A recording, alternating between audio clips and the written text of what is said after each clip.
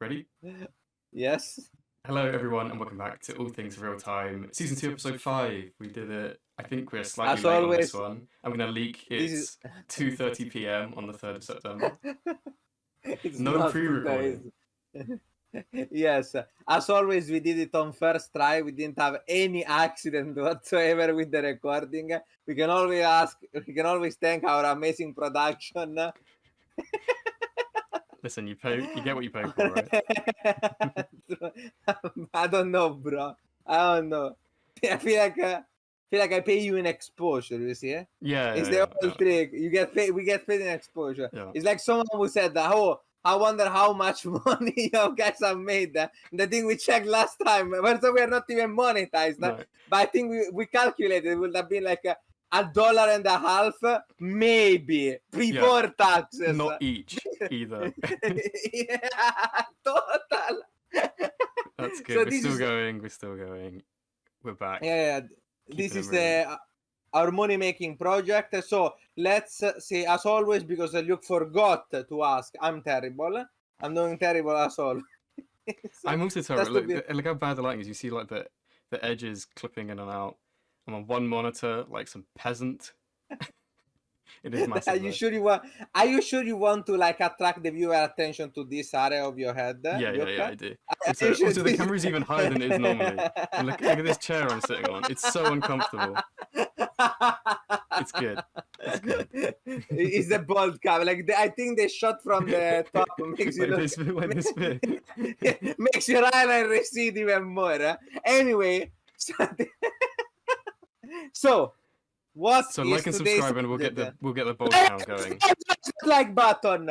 I wonder if I know the YouTube algorithm has a thing where like sometimes if you say like and subscribe, like the like button will like, I don't know, fucking become rainbow color. Maybe that works, except that no one could hear what you just said because it peaked the audio into oblivion. So there's no way I heard that.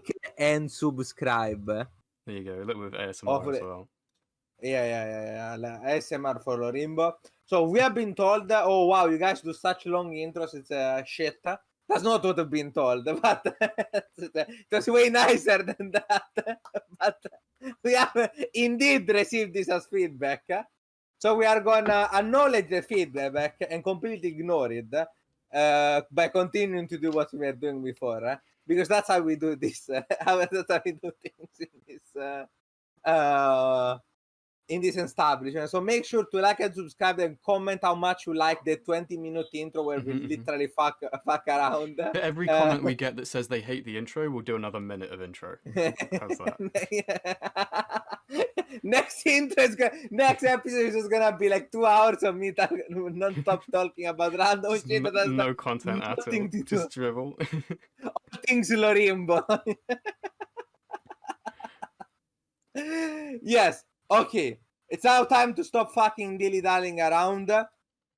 What are we talking about tonight? So, tonight, which is not night, as you can see. There's a window behind you. So, today, I'm just used, because we normally we record pretty late. By the time everything gets set up, it's like 4 a.m. Like, there's a reason why our videos get published at like 4 a.m. It's because we are NA based, obviously. This is actually Atlanta. True. You cannot see it, but this is a down street Michigan. Okay. Jokes. I have to stop. I have to get to the point. To get to the fucking point. It's the longest intro we've ever had. I become anchored by the thought of the long intro, and now like I subconsciously do it. Yeah. Okay, today we thought, so we have to spread it a bit more because as we know, this all things real time and not all things Stormgate. Yep. Luckily, I had the foresight of avoiding that mistake.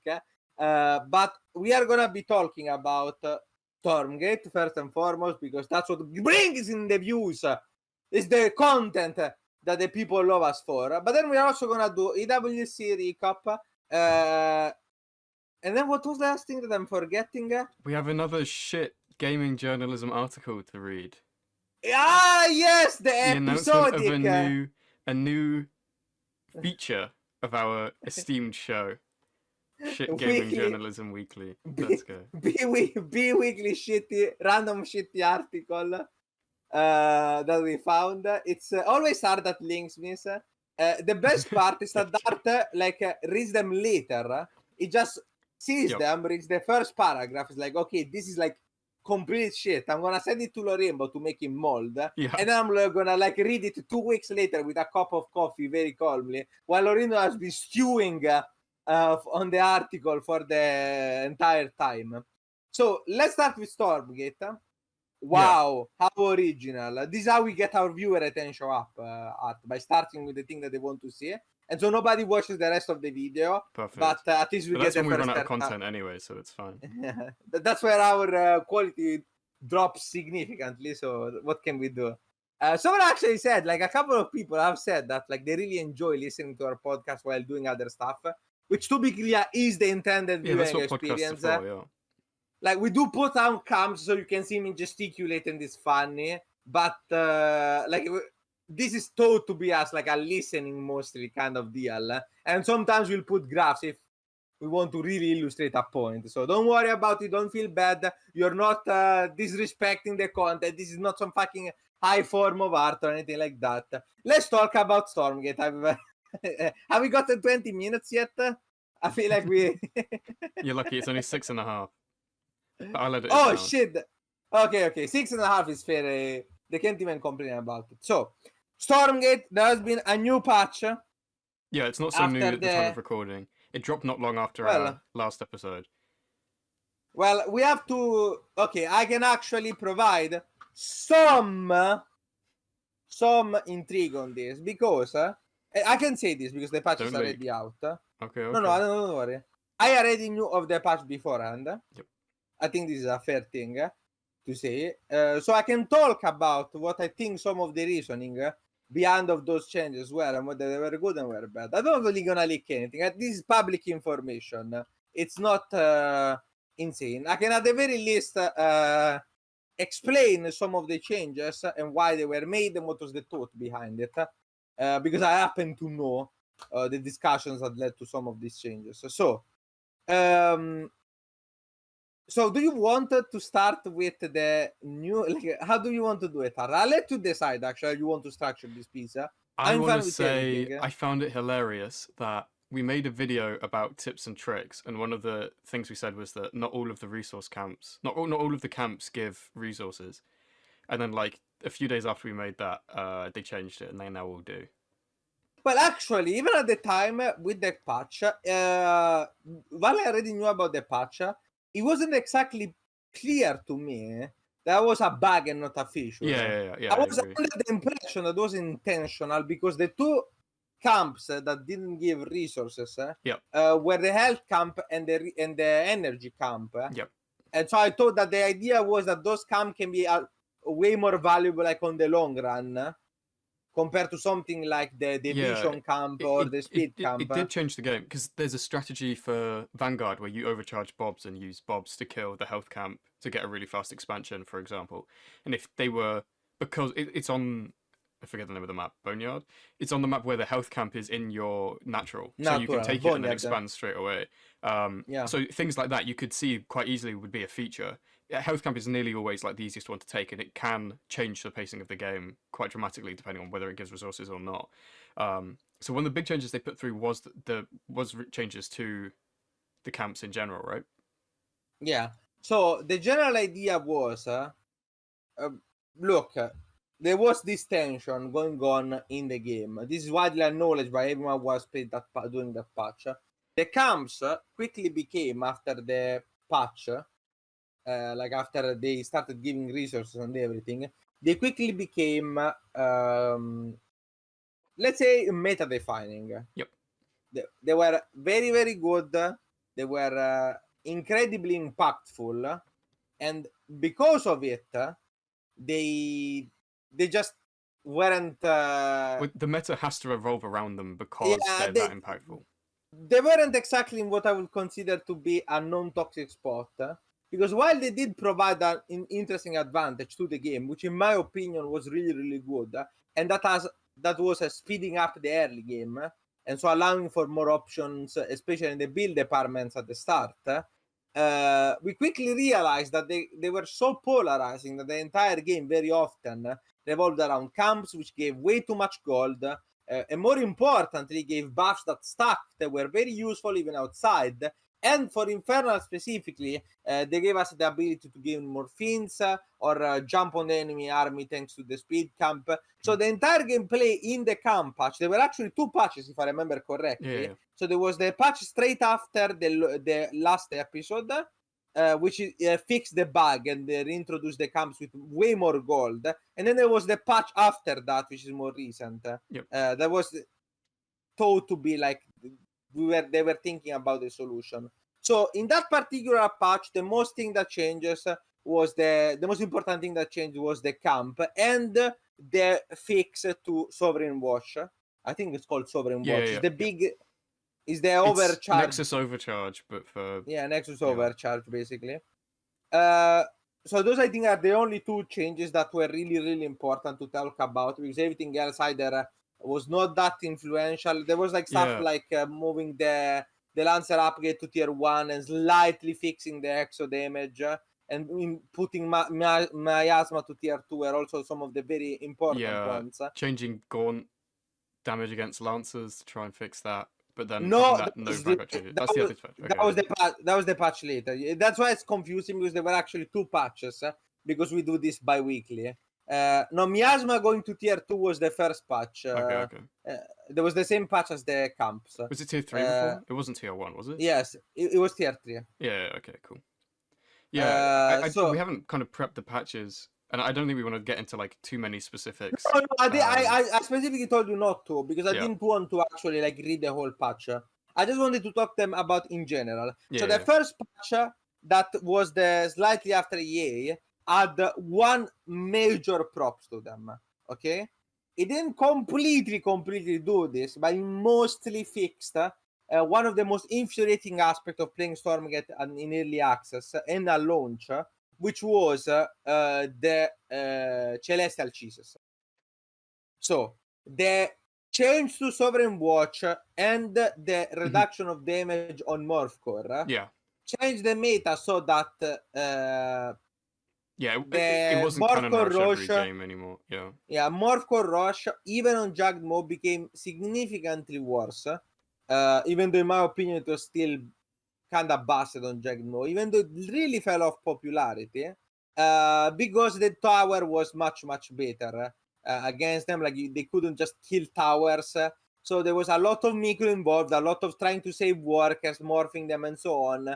But ideally it was slightly less oppressive on Jagged Mode and totally not viable in the rest of the matches. The Argent Rushes, which were actually very broken on the other patches, got severely nerfed. It was the most broken strat in the game. It was the reason why any Celestial could get very high MMR regardless of like particular execution or something. It was just a very simple build, very easy to execute. Shout out to our favorite abuser of it, who quit the game after this got dropped, Bike Crash, who only abused it, and then when he got nerfed, I couldn't play the game anymore. Started balance one, couldn't perform with any other race or his own race in any other strategy. Just straight up with the aggressive. game. I feel like we shouldn't name people this aggressively. Let's also say I will name other reviews. Yeah, no, but this one in particular, considering how much toxicity has spread around the community, I think I mean it's I think we need to call out like general toxicity. I'm calling out this person in particular because the amount of discourse that has been poisoned by him and the amount of just nonsense aggressiveness that this person has contributed to the community and others is noteworthy, I will say. The challenges for the constant reminder of how much more money he makes than everyone else were particularly enjoyable. It certainly makes more money than this podcast, that's for sure. So other than that, jokes aside and blasting random toxic people aside, the point of it was, I will say, the biggest accomplishment of these patches were solving the Celestial Cheese issue and speeding up the early game. Cool. This patch, unfortunately, I wouldn't say introduced, because I think those problems were already somewhat present, but shed light on some of the problems that were previously covered by the weird metagame state. Yeah. So like if you're losing at minute 3, you don't know about the problems that come up at minute 8. Exactly. So, for example, one of the problems was that, yeah, I know that. I'm going to talk about that in a second, producer pubbed. One of the problems that got uncovered was, okay, now that we have fixed all of the early game cheese and so on, right? How should the Infernal versus Celestial mid game and early game look? In fact, how should that matchup be played at all? The matchup was so severely, morphed and damaged and influenced by the rushes that it became really, really hard to see at the time of the patch how Celestial should interact with Infernal. So the way, so now this will create a lot of controversy, but my take on it was that post-patch, if played correctly, Infernal had a slight to sizable advantage into the mid-game and late game. Give a rough percentage. 55, 60, 65? I would say 60-40. 55, okay, so if I had to like edge my bets, I would say like 55 to 60 advantage for Infernal. But it is, I could see it being either higher or lower. And I will explain my reasoning for it. You're like, well, Lorimbo, you're just saying everything at the same time. So the problem with this particular patch was, it was, and that's what something I've talked about before, it's really hard to judge matchups over the course of different patches when there is stuff that dominates the meta this hard. What I mean by that is, let's suppose that HaRT here, the HaRT didn't play Celestial at all, but let's suppose that HaRT played Celestial. I did play 2 games. Let's suppose that HaRT played Celestial, only played Morph Core Rush and Argent Rush, okay? Nothing wrong about that per se. I'm not gonna like pass a moral judgment upon the people that did it, but whatever, okay? It got to, let's say, 2100 MMR. The new patch comes, and now immediately drops to, let's say, 1900 MMR. One of the challenges with game balancing is that it's very hard to tell, okay, is HaRT a 2100 MMR skilled Celestial player that was 2100 because Celestial was underpowered outside of that one strat, and thus you had to play that strat?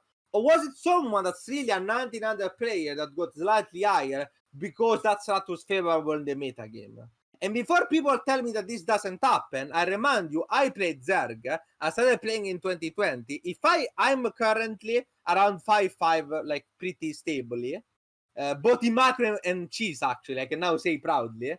Since after finally solving some issue. No, we don't shout out. One day I will tell this story. I actually wanted to do a video about that, but like a proper one, because it has to be treated with serious. Like it's a serious topic, so it has to be treated seriously. That's not, I'm not like ashamed or anything, but no, I agree. The reason that like the improvement in my life that helped me, like just in general, be better about life, not specifically RTS, and then also cascaded into improving at other stuff, are like a serious topic, in my opinion. So we can talk about. Yes. Is this one simple Doctors trick? hate this trick. Doctors hate this trick. You will gain 500 MMR in StarCraft if you just no, jokes aside. So before like I started playing in 2020, if I played in 2019 with the Nidus, I would easily be above 6k. It's not even, I got pretty close to 6k way after that, when Zerg was like, after 3 years of Zerg nerfs, before that, my MMR will be much higher. So, regardless of what you think about my actual skill level, I would have been boosted before, I will be boosted now. There is definitely an argument to be made that it's very, very hard to tell what someone's skill level is, MMR-wise. So, when patches drop and really nerf very niche strategy or very dominant strategy, one of the two, it becomes really hard. So, because of this, it was hard for me to understand if the Infernal mid to late game was too oppressive because it was just too imbalanced and had to get nerfed, which is the opinion that I hold and I tend towards. I think it was slightly too overwhelming, slightly too, as I said, sizably too overwhelming. Yep. Or if other options from Celestials weren't figured out yet. And we saw that with the other matchup, with Infernal versus Vanguard. Because I talk about Infernal versus Celestial, the mid game was problematic. It was very hard for Celestial to hold, just in general, a mid-size RB. Infest was problematic specifically. Not because of Infest per se doing too much damage or anything like that, but because Celestial did not have an easy way of cleaning a lot of creeps, especially a size of creeps that keeps like recharging himself by killing people. So that's mostly because of basically Argent doing single target burst damage, but on a charge system. So once they're out of charge, there's just loads of fiends running around that they can't do anything about. Yeah, exactly. So, as I said, the general consensus was that Infernal was, let's say, to make everyone happy, 60-40. Cool. Some people will say 90-10, you know. I've heard this take before. So then another, like the matchup then became dominated by another problem spawned. Because, not actually because of the changes, this was actually a thing even before, but because this was like the significantly easier to execute, Argent Rush was now nerfed, people started playing another kind of Rush. Yep. So unfortunately, as I said, it is only partially fixed the Celestial Cheese problem, because the new hot and upcoming build was Vector Rush, which ranged from completely unholdable as Vanguard to pretty hard to hold, like you have to outplay your opponent fairly hard as Infernal. So that another thing that made the matchup really hard to predict is that we never got to see how it would have evolved if like everyone played Macro and how the medium would have evolved. Then the meta just became dominated again by Vector Rushes, and the rhetoric became once again Celestial is too weak. We have to rely on Vector Rushes because everything else is too weak. I still think that the fact that this was so spammed made it really, really hard for people to just get especially good players, to get a grip on how exactly this like was supposed to be played. Because I can tell you, because I can tell you that as a high level player who played in this patch, by the way, the only two, like I played the two Celestials mostly, like almost predominantly Captain Alex and Parting. Captain Alex non-stop Vector Rushes every single match, no matter what, and Parting just like two arrays Argent Olinda, Argent Rush again, but with a slightly different build. So I got to play very little. So shout out to Aurel and Black Widow, being two of the Celestial players on ladder that actually played past 3 minutes. But it's not about honorable or not. It was more about gave me a good idea of how the matchup actually goes. The other thing that was influential because of this was that in this patch the Kree got nerfed. Got nerfed quite heavily actually. I thought it was not gonna be a savior of a nerf. I didn't think it was gonna be this heavy of a nerf, but it was very heavy. The reduction of armor while rolling was apparently very significant. I did not predict this to be the case. But short gist of it is now like the Kree was nowhere near as oppressive and was relegated to what in my opinion should have been all along a more not skirmishes, a rush based unit compared to like the I'm gonna just right click your army and win with Masquerade unit that was before. So here's what I want to say about all of that. It almost, there's two kind of interesting points and they're linked. It almost doesn't matter if you play honorable macro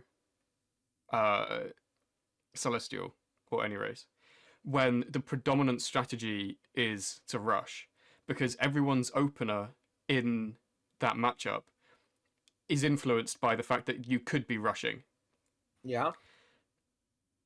So you kind of still don't quite know how the matchup goes, Yeah. because from there you only have two options. You can either Well, cripple your early game and hedge your bets that they might still vector rush you, and if they don't, then they're just ahead for nothing. Or you don't, and then you instantly lose the game if they do decide to vector rush, which Black Widow and Oriole could easily still do if they decide to. I will say that the testing was conducted both on ladder and in customs, and I never had any doubt that they were going. But here's the second not point. Relevant in the testing. I agree, but here's the second point: the fact that we know what strategy someone's going for, and it's a cheesy, so therefore risky strategy, and they're still the top of the ladder, means that those builds were probably too strong. Like the kind of so Parting would cheese in GSL matches, let's say, and he did. So when you're loading in up to that game, you have to think he's not like stats and this is a fake cannon rush. It's Parting. This is a real cannon rush, and he can do a lot more like mind games there and pick and choose, and like he'll fake cannon rush because he knows that that he might do it, or he actually will cannon rush you like he has done. Whereas, and the reason why it will work is because Parting is not only a good cannon rusher, but also an excellent macro player. Yeah. So you cannot hedge your bet and be like, oh, I will just play safe in case he cannon rushes. Because if he cannon rushes, like insta win. Yeah. Yeah, and then if he plays macro, I'll just outplay because it's a boosted cannon rush who doesn't know how to game. Because then we'll get into a macro game from behind against Parting and just die to a Soul Train or a 3-base push or Blink Micro or any of the stuff that Parting was known to do very well. So the problematic issue with cheeses, and that's what I always say. I'm a cheeser. I'm a good macro player too. I'm an excellent macro player too now. I can say that pretty confident because my MMR is the same. But the thing that I always said about cheese, and the reason why cheese, and the reason why I don't like certain cheeses, even of my own race, is because I like cheeses that require that some kind of interaction between you and your opponent, and require you to actually execute a build, try to mind game your opponent, and so on. I don't like blind countering. I don't like cheeses that you have to blind counter. And I don't like especially cheeses that you might know are still coming and you will still lose to. Yeah, you still die to it. Yeah. And that's to me kind of the third category. It's like, okay, I know Alex is going to vector rush me. I've got to do everything I can to try and defend it. Yeah. It's like, that's just not fun. It's pointless. It's one of the problems I've discussed this. For those who don't know, the best cannon rusher in the world is currently a dear friend of mine called Bonan. And we've had this discussion plenty before.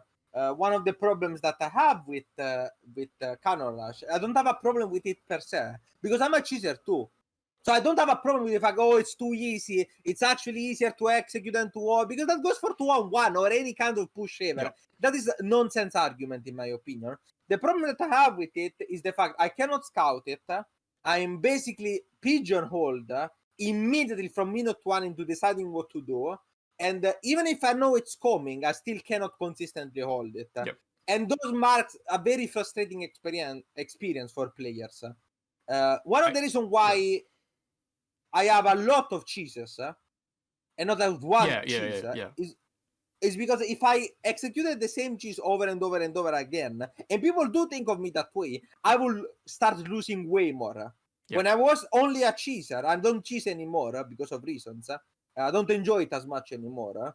One of the things that was very infamous about me was that I could play anything from a 41 Roach Ravager all-in to like Proxy Hatch to 17 Worker 3 Ravager Link Flood to 12 Pull Proxy Hatch to like various amount of Link Flood bullshit, Bane Basta, and everything in between. I think this is the difference between like a ladder hero who is going to hit like a MMR and get kind of hard stuck there, and then in like a series they're always going to struggle because they only know one build and they can spam it, and as long as there's two things. As long as the player base is wide, it'll keep working. But after a certain point, in a game like StarCraft or a game like Stormgate, the player base gets so small that everyone knows what you do. So that's all you can do, really. It's like you're always going to lose to people who know your name from above, and you're always going to beat people who don't know it or can't execute the defense from below. So you're going to get stuck in this like weird equilibrium in the middle.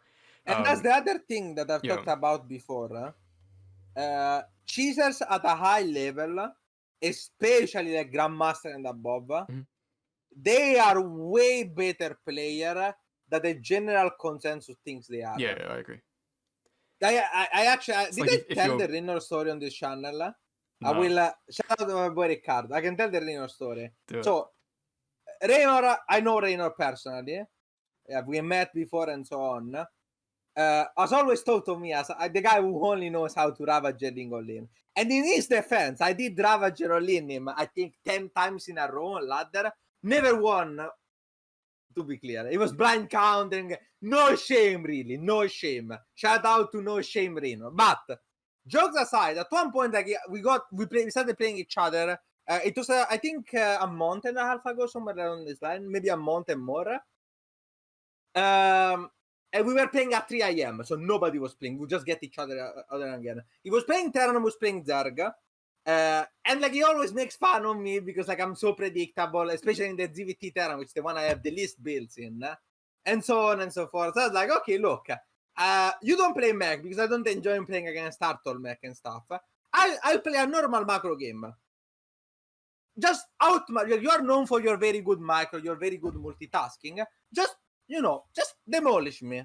So I was bored. I was losing everywhere. Nothing to lose. So we played this game, and I actually played very well. I was completely winning. I did eventually lose the game.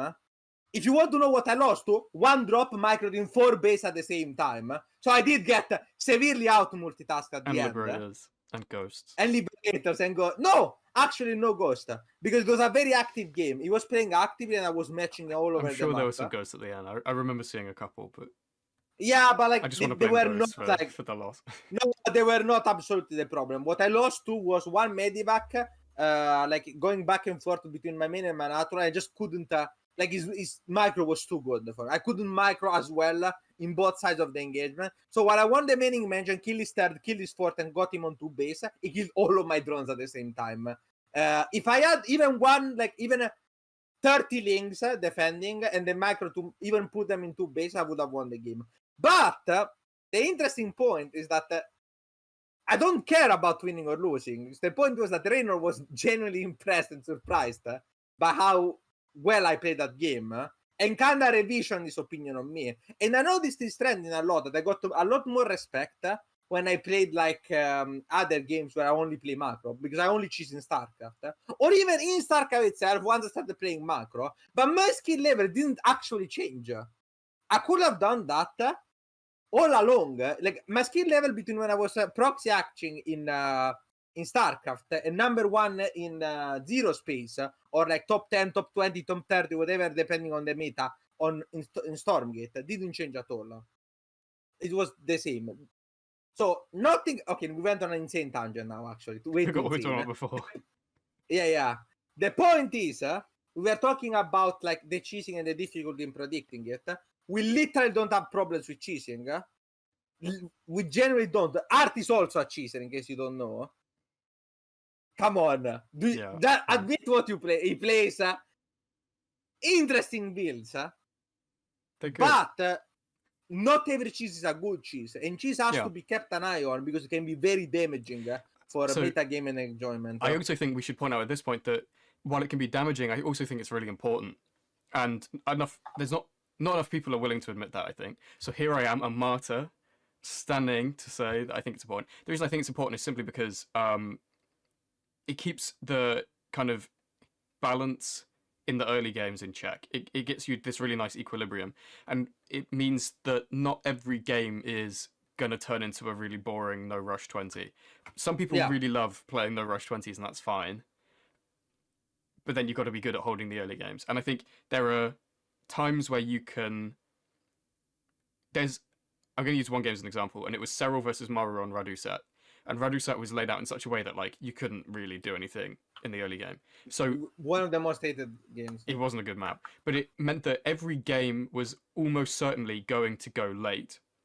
And what we saw in that match was a really abbreviated early game, where both players were cutting every corner they could because they knew that they were pretty safe. They knew that nothing really was going to happen, which means that the game is going to go for 40 minutes. So now imagine every map is like that, and you can't do any kind of early game anything. Yeah. Every game naturally has to go much longer because of the lack of diversity in the early game. So I think while you're right and it needs to be kept in check, because I think I've had this conversation with Bo and I'd be interested. We might have to try and do a poll. Should we try and do a poll on the YouTube? Anyway, I don't know. I don't even know how we do polls. I have to look into it. But I just One day said, I we'll get think Bonan on most if he wants, people. I don't think he wants, but yeah, I'm down. But I think I said to him, I think most people, if we could get rid of Cannon Rush tomorrow, would do it. Like most players of StarCraft would vote and get rid of it. And he said actually the opposite. He thinks that's not the case. I think whatever you think about how it affects the game, I think people generally don't like it. So regardless of your opinion on that, I think everyone has been annoyed at getting cannon rushed at some point. So I think while it's important in how it determines how the early games go, I think you can also say that it's not most people's favorite thing to play against. The problem is that it's a very fine line. Yes. People would equally hate the game state. I actually would hate it way more. The game state where there are no cheese in StarCraft. Yeah. They just haven't played it. Yeah. But I can assure you that cheeses were kept in Brood War, in StarCraft, in Age of Empires, in any other like RTS that became popular. I think there is no coincidence that all of these games have things that are considered cheese. Well, this is the other thing, right? Is considered cheese is really interesting because what happens when every game is a no rush 20 is if someone attacks at exactly 20 minutes into the game, that's the new cheese. That's the cheese. Yeah, it's like, wow, you couldn't even wait for 25 minutes. There's someone, and we won't say his name, but someone who was streaming recently and you played like a 66 worker all in or something, and he said, oh, that's not macro. It's like, how many workers am I supposed to make? It was actually 75 workers there you in go. Muta, if that's the game. It's like 75 worker, Ling Roach Muta, but like I'm tasking the Muta force goes in the bases and so on. It's like, well, you don't have 90 workers. Yeah, that's not a macro he checks the game. graph at the end, and he's like up here on 88 workers, you're down here on 35. He says, see, fucking cheeser. Oh, and it's then like, what do you want me to do? And then I had the equally funny, if you remember, equally funny game. I won't say against who, but it's against a Terran, Grandmaster Terran, I'll say, that I had 90 workers on, played Ultra, attacked, got a good fight and won the game on the spot. And he said that was a Ultra all-in. I was like... That's all it is. It's what people consider to be cheese, and if you shift the paradigm, then the window of what is considered like a super cheesy build shifts with it. I think what I was going to say is I think we're at the point where we do actually have this situation happening, and you might correct me, but it's in ZVT early game. The Zerg can't choose the Terran, and now every Terran goes 3cc. Like 90% of games are 3cc openings for the Terra now. No, but one of the problems with it is that actually, and that's one of the worst thing about it, 3cc is good against cheese. Like, you don't go 3cc because you can be cheesed. You go 3cc even if you could be cheesed, because it's actually such a good amount of value. Yeah. And the defense has gotten so good and precise that you don't need the extra money. And then this way you can lose like 10 extra workers and be ahead anyway. Yeah, so that's because your worker production just absolutely skyrockets. You like check the replay and you'll both be down. The Zerg will be down to 19 and the Terran will be down to 10 workers or something, and it's completely playable because they have 3cc with mule production. Yeah, it's insane. So because of that kind of deal, so this patch also was a patch that was infamous for Infernal being overpowered. That was the rhetoric that was going on. We already talked about Infernal versus Celestial. And now let's talk about a case in which what I was describing before, we were like, oh, but that's just a theory, Lorimbo. I think you're coping about the match not being actually happened. So what happened? What happened is that Infernal got Miasma on tier 2. And they got a big nerf, a triple nerf on Gones. They nerfed both upgrades, so each upgrade got nerfed by 30 seconds each, and they got a nerf on the speed of speed Gones. And everyone was like, oh, actually, this, like, Infernal, like, and they got as a recompense. As a recompense, they got Miasma on tier 2.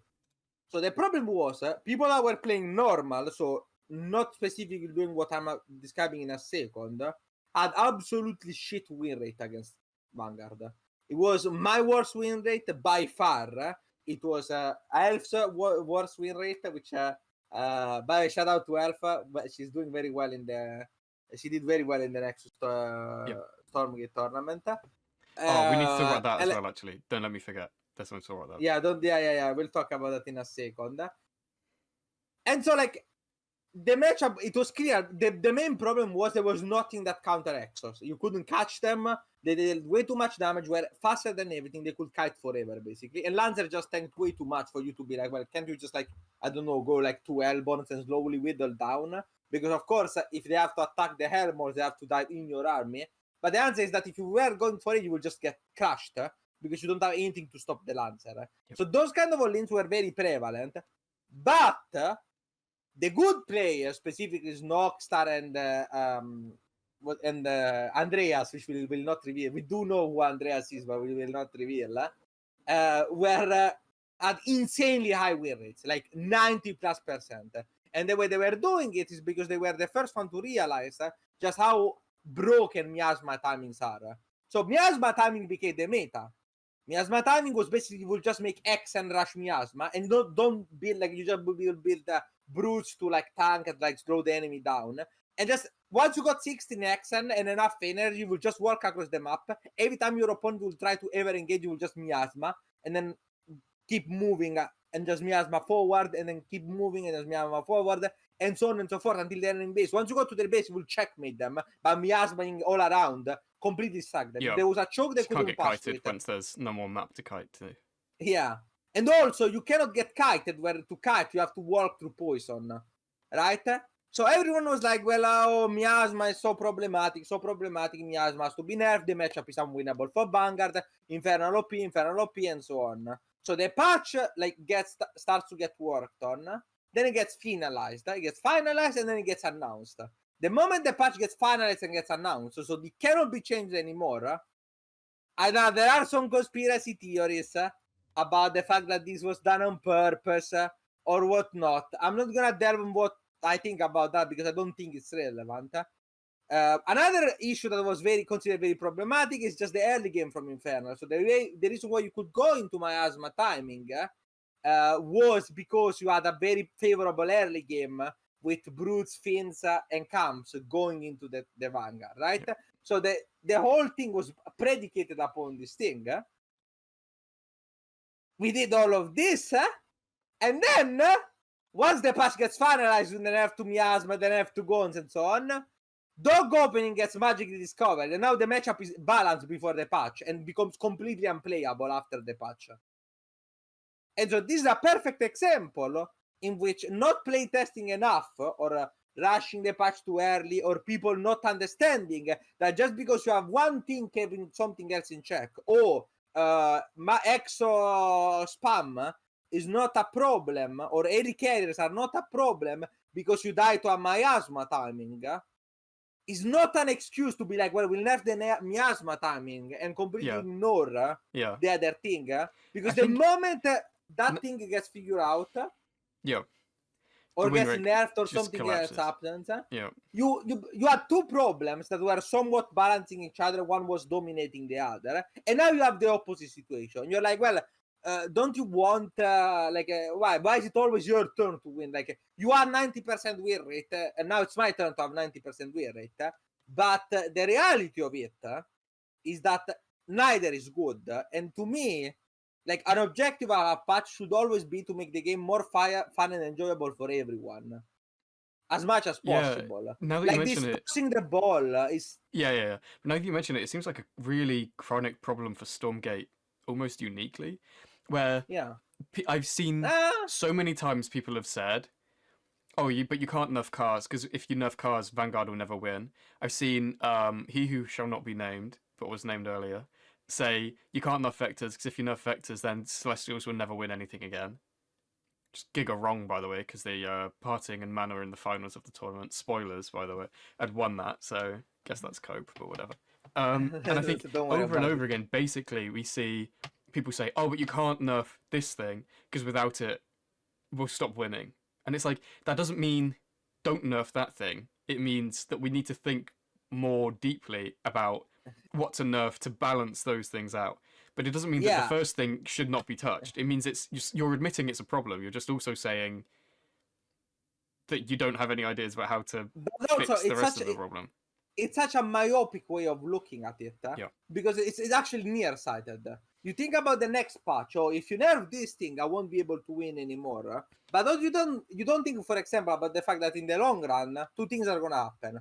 One, either you're gonna be pigeonholed into only playing that thing no matter what, because the whole balance is gonna revolve around that thing, and you get Zerg with Queens, basically, where the whole race is so balanced around the Queens and the Vipers in the late game that like we have to like fumble around a million times, changing a million things, a million nerfs, but we cannot like nerf the Queen because the whole race has been predicated upon the Queen for the past 10 years, not 10 years, but like at least Legacy of the Void, so 6 years, 8 years. When did it? So 8 years ago, Legacy of the Void came out, right? So we create that kind of like the thing not being thought of in advance will snowball into more and more patches being built with that thing in mind. And then when you remove that, it's basically if you have a block and you start building on top of it, the more you build, the more it's gonna just crumble and create problems once you remove the block that you were building all of your previous things on.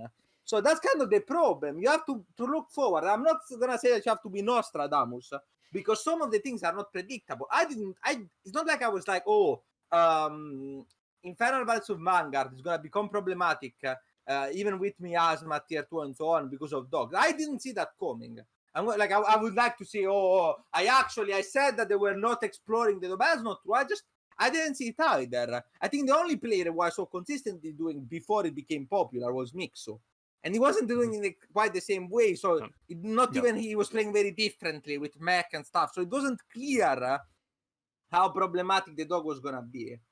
But stuff like the Exo Vanguard being problematic, the Heli Carrier not being killable, just straight up not being killable, were issues that were pointed out weeks and weeks in advance that had nothing to do with the specific balance patch.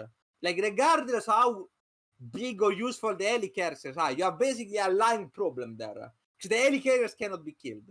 You can say, well, it doesn't matter because every game ends before the Heli Carriers. But then the moment you patch something and you end up in the Heli Carriers, you had a problem that you already knew about. It's a mine. It's a mine that you know about, and you step on it. And you say, well, a mine is not a problem. I know it's there. I can just stay here and not walk over it. But if something else makes you walk over it, you look really fucking stupid when you could just have, remove the mine in the first place. Remove the problem, the thing that was clearly gonna be a problem in the future in the first place. So there were issues with this patch, but I'm gonna stop talking about this because, and that's the thing that then was funny to me. So when the patch got finalized, I'm talking about the second patch. There were no nerfs to dogs. This has been talked about extensively. Yeah, there were no this changes was to a Vanguard very units at all, actually. miss. The HaRT got changed. It technically is a bug fix, but it was an insane buff. Yeah. It was actually an insane buff because it created a whole problem apparently in Celestial versus Vanguard with Hornet sniping Prism way too efficiently, and just generally being problematic units in that match. But I'm not too clear on it. I'm not a Vanguard versus Celestial expert, so I won't talk too deeply on it before I get correct. Yeah, exactly. Another thing that was pointed out was the fact that, for example, one particular player, which we shall not name, had consistently pointed out for, I think, 3 weeks at this point, that Cabals for Celestials were incredibly problematic. And he kept being like, okay, these have not been figured out yet, but the moment people figure out, like, it's over. This unit is completely busted. Can we not name them? Wasn't it friend of the show that said that? Yeah, it is a friend of the show, but I don't know if he wants to be correlated with this this thing. I don't think he would mind, but still, a friend of the show knew about this for weeks and they didn't hide it. It kept going on and on in all of the appropriate channels. Look, this is gonna become a problem. Look, this is gonna become a problem. This is not how it's supposed to work. The fact that the slow is like so big, and then it didn't get nerfed now where basketball became meta. But this could have been avoided. The dogs were the same, but the dogs have an even worse problem. They were meta for way long. Before Infernal, Bash Dogs was already the only possible thing and the only possible meta in Vanguard versus Vanguard. Yep. Vanguard players have thought in like a I don't know what the correct word is. I'm missing the word. In extents, no. In depth. Let's do it in depth. Okay. Yep. About how much they hated it. Juggernaut Jason pointed out as well, literally one of the main reasons why he quit the game in his video about Stormgate. Nathanias mentioned it, how much he hated the dog versus dog meta. So that's... Can we talk about it for a bit? Yeah. Because I've got some thoughts. To me, dog versus dog is like if there was only one way to play ZVZ early game, and it was Ling versus Ling. And seeing dog versus dog really gave me a really massive appreciation for the design of ZVZ early mid game, because there are a few main kind of options for ZVZ early game. Dog is equivalent to what we call 13-12, kind of.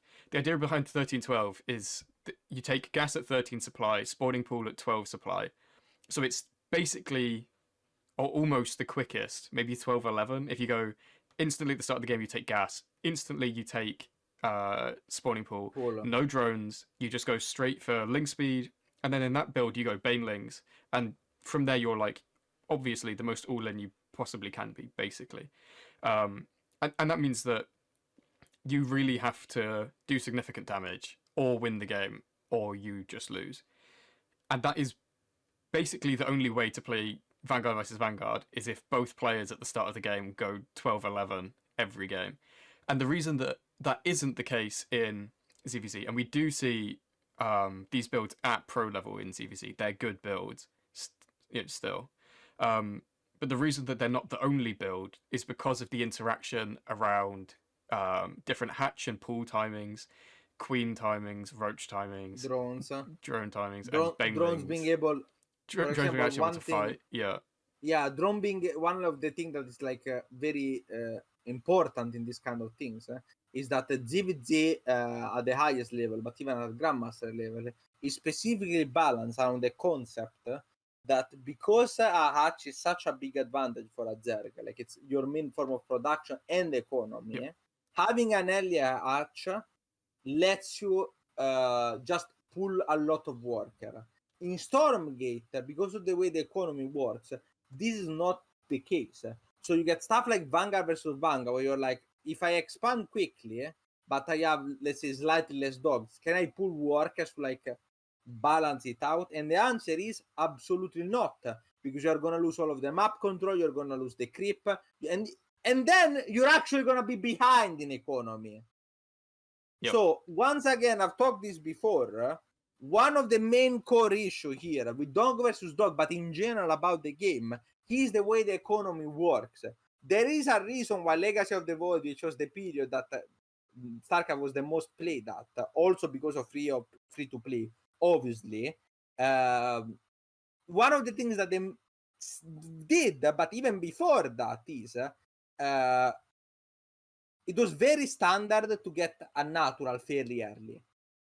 Even in Wings of Liberty, okay? If I remember correctly, Hydra was known to go hatch first. I think 14 hatch was. Look, I'm not super an expert, okay? So please don't go. No, actually, it was like 12 hatch. It was like 12 pool, 14 hatch. But the idea was that while it's not as fast as modern in StarCraft with 12 workers as the start, expansion first or fast expansion of some kind was always prevalent in the meta. So as Terran, the standard is always like 1 racks into expansion, maybe 2 racks into expansion if you want to play more aggressive. Then it's like a proxy racks and 1 base on links and so on. As Protoss, the standard is pylon gate nexus core or pylon gate core nexus. Yeah, depending on like for example, if you're playing against Terran and you're annoyed on certain shard distant maps, But the general idea is you don't necessarily play expansion first with every race, and the various races are balanced around that. So, for example, Zerg has a bigger need of minerals, so they need the fast expansions compared to Protoss and Terran being able to accumulate and the workers fact that more efficiently. Expansions of production. So when the Yeah, when the Terran goes for a Rax, you make a hatchery because that's more or less equivalent in terms of it's not. increasing production. Yeah, exactly. The archery counts as both your economic production and your fighting production. So you double, like if you need more links, you need archers. You cannot make more spawning pools, right? So because of this, the whole StarCraft 2 design for the whole game I played, but even before, even in Brood and stuff, has been that while there is cheese, there is like one base on links, there is stuff. The prevalent metagame strategy is always revolving, like the golden standard is always some kind of macro play. Now, that kind of macro play can change towards the year. At the start, it was 2 base into a late 3rd base, then became 3 base into a late 4th, and now it's quick 4 bases into a 5th, and probably quick 5th, 6th, 7th, because everything has gotten so precise that every link can be held off by only queens. You have to grid out the most. Even as Protoss, now you get a very early 3rd. As Terran 3CC build became the standard. So as the game gets progressively figured out, and also there was a slight push, it moved towards a faster and faster and faster economy spam at the start. Now, everyone has their own opinion. I don't like the meta where everyone goes 3 base no matter what. Yeah, I agree. Some people that like Wings of Liberty more also don't like it for different reasons. I actually like 3 bases as a concept. I just think that they shouldn't be always free. Like there should be at least some, design interaction. The 3rd base should have like base. some level of risk involved. It shouldn't be like a free 3rd. It should be punishable. Or at the very least, no, it's not punishable. At the very least, it would require like some amount of scouting, or maybe you're trying a 3rd for like a slight technological disadvantage. This happens the most actually in mirrors. Mirrors is the one where like getting a 3rd can really like getting an extra base is not that easy. It's the reason why, for example, ZVZ has like 2 base openings, which are always not the meta, but always, just about the edge. Some variety, some slightly outside of the meta thing. Stormgate has a big problem with this. A big problem. Builds tend to be unified so quickly. Now, it is true that you have stuff like, you can open with Bolt instead of Conclave for Infernal, or you can open with Fast Vector instead of Argent or Mass Things, or you can open like 1 Rax into Expand, 1 Rax into Mech Bay as Vanguard, and so on. Mm-hmm. There is some variation, but the problem is that like at the start, it was, the only thing you can do is like Dog versus Dog and Vanguard versus Vanguard. Then it became 1 Rax, 1 Bolt expand in Infernal. It became 1 Conclave expand because we figured out that the Gons actually trade better against the Brood. But at any given point, for all of the mirrors, there was 1 predominant. Yeah, it's a real mirror. It's not like there's no variety in the mirror. Yeah, exactly. Like there is a bunch of options. There's kind of 2 main points I wanted to. There's a comparison you can make between StarCraft and Stormgate, and it's really interesting about the design of StarCraft units versus the design of Stormgate. In StarCraft, you can play really fast roaches, and roaches trade well against lings. You can make your own banelings, and banelings do well against lings. So there is kind of roots out of mass ling versus mass ling. That's not a thing we ever really see. No one just spams lings, because the first person that makes a baneling nest wins that fight, unless they're getting Giga out micro, but don't worry about it. Or even Roach Warren, for example. Make a Roach Warren, and then as soon as you'll see this in pro games, as soon as they run a ling in and they see there's a Roach Warren building, Solar makes his Roach Warren, because he knows that this arms race you have to keep up. You can't just sit and like chill and spam, and that's what makes ZVZ dynamic. Vanguard versus Vanguard, you're saying you can't pull workers. You can't pull workers because bobs are light, and the upgrade for dogs is so oppressive. It's also so oppressive against dogs and also against exos. I don't hate the dog exo interaction, but the rest of it's rough. The other thing that's really weird is supply depots are light. So while you can keep your units alive, it's really punishing to get your supply depots sniped, because it just means that you snowball and snowball and snowball. So like, but where before you're like, okay, I've nearly got a unit out, and then they run in and they can like 1 or 2 shot your supply depot. The snowball is even harder, and I just don't know. My supply depots are light, basically. It'd be like if, or it does happen actually sometimes, but it'd be like if, I don't know, I can think of like 3 examples. It'd be like if Lings could shoot your overlords. That would be so annoying. It's like sometimes when you're getting proxy raxed and the Marines catch an overlord and you get supply blocked and die, and you're like, but at least in that case, you put the overlord on a pillar. It's like, that's kind of a skill issue, honestly. But it'd be like if there were, in Terran versus Terran, and there were Reapers that still threw the anti-building grenades, and they just jumped up and sniped your supply depot, and while you were getting proxy Reaper and you'd lose, you'd be like, what am I meant to do about that? It's one of those things I think really contributes to there not being much fun in the matchup.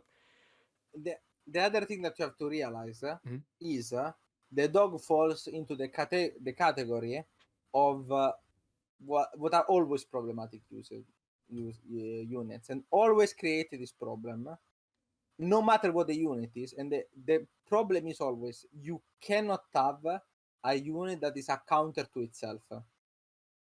You just can't. That is terrible design. Well, because when you have it, you have stuff like Phoenix, like even in StarCraft, it can happen. Phoenix Wars or Muta Wars, Like you have Phoenix versus Phoenix, you have Muta versus Mutas. Muta and Muta got basically fixed by the addition of the Viper, to be fair. But HoTS was a lot of Muta spam. No, the Muta versus Muta wars are still very bad.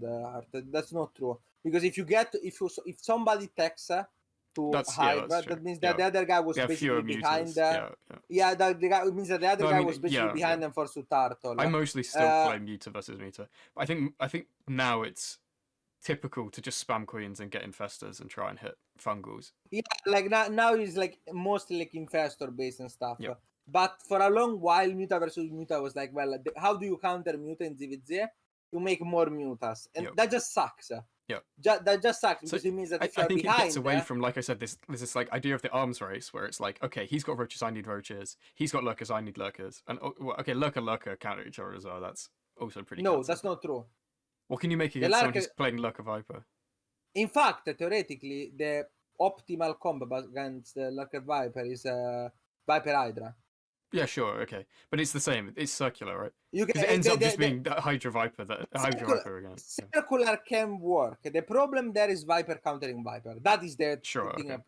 Problem. It's not Lurker. It's Viper there. And so, like late game GVZ, which luckily is very, very rare. Thank God. Thank God. I don't wish upon my worst enemy to have to play Lurker Viper versus Lurker Viper Hydra versus Lurker Viper Hydra. The problem there is, once again, because of the fact that their units really struggle in breaking siege, to breaking any siege lines. I don't know what you call it. Lurkers are insane in this matchup, but then you need a counter to Lurkers, which is the Viper, and this will be fine if you will be like, well, now I have another unit that counters the Viper. Yeah. Like if you could make Corruptors as snipe Vipers or something, but you can't. So and then it just becomes, well, whoever has the most Vipers will have an advantage. Now, luckily, it's very hard to control like Lurker Viper. So it's actually basically skill based. It's not really like, it's not as much as Phoenix versus Phoenix, where sometimes there is very literally, like, you just get run over. You just aim move into each other and see who wins. You don't even aim move, you move command, because Phoenix is while moving. I think it's I think while you're right that it's skill issue, I think a lot of people dislike that because it makes the comeback or the play potential much less. Like if you're playing, there's a Zerg streamer who just spams Lurker Viper, and like if you're playing against them, their Lurker Viper control is obviously going to be better than yours. And it's in most games, you'd think, okay, if this is a strategy game, I'm going to come up with a strategy to get around that. But once you get to like a checkmate strategy, like Lurker Viper basically is, then you have no options. It's like, well, I might as well just leave as soon as the game gets to that point. I mean, because I can't. You can't really rush to Lurker Viper that easily. Yeah, that's like, the only reason that they're not 6k. Yeah, that's one of the few, like, that's one of the few saving graces, Yeah. is that they hid like that particular thing under so much tech, Yeah. that you can just like be like, oh, I'm gonna play 2 base Larker Viper because you are gonna get completely destroyed. Like, it's not even Anyway, close. I think that's the end of my Vanguard versus Vanguard run. It sucks so hard. I played so many the other Yeah. day, and like I would either instantly win easily because my build and micro was better, or I would make some minor blunder. There's a few things. Actually, maybe I'll carry on. There's a few things that annoy me as well. Is ZVZ Rooks with the fastest units in the game, the Zergling, work pretty well, in part because of the design of Overlords. And by having Overlords that are pretty much invulnerable, unless someone starts Yeah. marching their queens onto the map, you get really nice map vision, which means that you can Yeah. nearly always be in position. Versus dog spam, where the dogs are very quick, they can be, on large maps, they can be all over taking all the camps, and you're like, okay, well, I need to get the camps that are near to me and safe. But you can go for camps that are very near to you and safe, and then very quickly all of your dogs are surrounded, and because you had 2 fewer dogs, you lose the fight. So it's like, then at that point, I'm just stuck, like, sitting in my base while the opponent gets a massive macro lead by taking all of the camps, and then I might as well leave anyway. This is the problem. And this brings me to another design flaw in Stormgate that's, in my opinion, very hard to fix, and that is how StarCraft is balanced around scouting and vision. Stormgate tries to emulate it, but emulates it in a way similar to the Age of Empires 2 way, and it doesn't work. The reason is that in Age of Empires 2, enemy production is heavily scoutable and gated. Like in Age of Empires 2, you just want to make workers and make production when needed. You don't randomly make production at the start. You don't start with production. Production gets added into the Age of Empires 2. Age of Empires 4 is the same. Gets added much later into the game. So when you have time to go around, get a full vision of your base. Like if you scout with the ships, for example, you go across the map. Like, even if you're like, let's say you're talking about Rush, right? Like a Dark Age Rush, which is basically, let's call it a 12 pool, more or less, right? It's like not like completely, you're not all in or anything like that. But you are committing, it's not to kill opener. Yeah, especially post-mill Dark Age Rush. They're not like, you're not completely committing, and like you don't even need to kill a villagers actually, but at the very least you have to like get some idle time, annoy them, maybe trap a villager. If you get a kill on the villager, you're kind of happy about it. You buy a bit of time so your feudal can be safer, you can get walls. There's like a bunch of things, right? Even that, like you can you defend that with work. You don't really need to like have an insane. You only need to scout like the production facility, and then you scout the gold to know if they went to Merc, then men at arm or 3, no men at arm, sorry, militia, 2 militias or 3 militias, and that's about it. So Age of Empires, the Age of Empires series, which has this singular scout unit at the start of the game, works well because there are not units that are very fast compared to the map.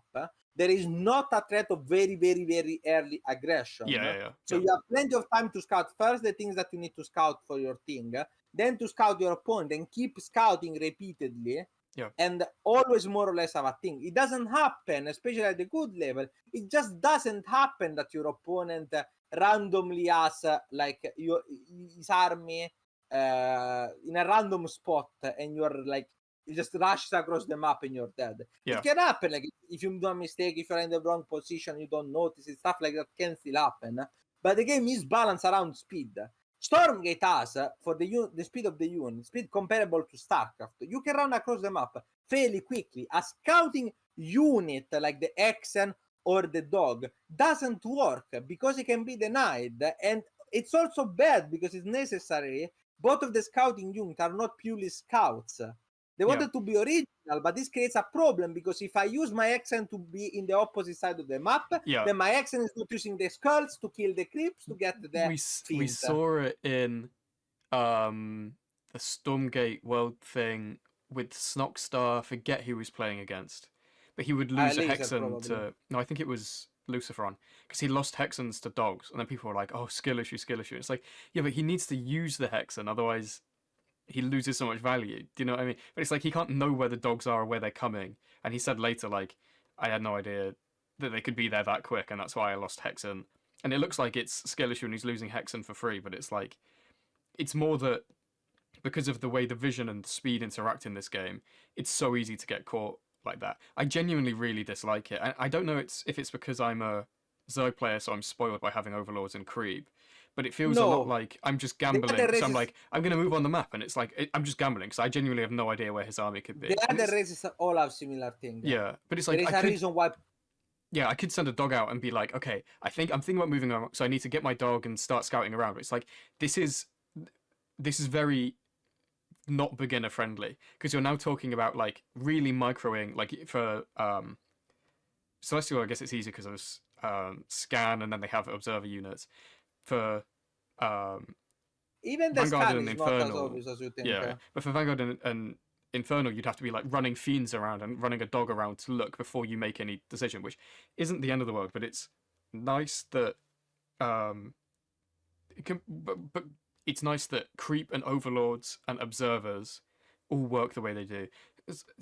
Terran, I guess, just like run random marines around the map to try and keep an eye on army movement. But they, I guess, have scan and they have sensor towers to like make sure that you're not getting caught. I feel like I get caught a lot in Stormgate, and I don't think it's a skill issue, but maybe I'm wrong. I mean, like as far as I know from high level, VVV is basically the same. Most people call it RNG simulator, but also we literally had RNG in the game, and it was not VVV. Like we had literal RNG, which is the Magmadon interaction. Yeah. Now this got fixed in the patch. Yep. If you're ever wondering, holy fuck, why in the patch is there written something about the Magmadon now being immune to the stun effect from Tampo? Like what? Yep. What does that fix though? So the way it will work, I think, did I mention it in the previous? I don't know if I mentioned it in the previous. Maybe you did. It's been 2 weeks, so I'm lost. Yeah, it's probably because I was so annoyed. It's because like 4 different players just came up with the same solution, so that got shipped in me. That was one of the changes that like got shipped very early on, like decided upon because it was everyone agreed upon. Yeah. Basically, Magmadons could stun other Magmadons and interrupt their trample. So in a small 1v1 enemy fight. Magmadons, to be clear. Yeah. So yeah. You in a 1v1 fight, you could argue that it's like, even though the timing is very small, we're talking 100 milliseconds or less. So basically, you don't even react; you just kind of guess. It's like a timing-based thing. Yeah. You could argue its skill in a big fight. What essentially would happen is that you trample some of your Magmadon. He tramples some of his Magmadons. Then you try to be lucky and hope that your trample interrupt their tramples. And you will then split various groups. You don't want to use all of your tramples because if it just gets one lucky trample stopping all of your tramples, then you just die on the spot. So you would have to split. And this, like the way I'm doing it, might even make it seem cool and strategic.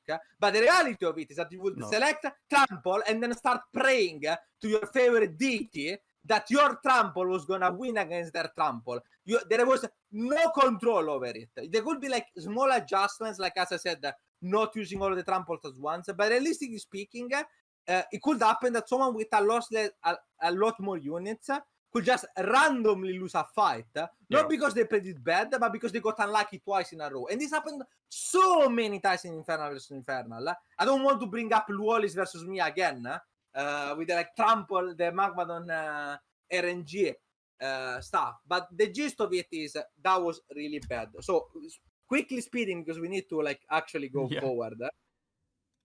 Quickly speeding over the course of the patch. More changes that were like important was the gaunt changes. The idea was to make gaunts less oppressive against everything else and more useful against lancers. Effectively, what they did is that they made them slightly stronger against lancers and complete garbage against everything else, specifically completely garbage against dogs that now just fucking destroy them no matter. Like dogs countering brute is also another thing.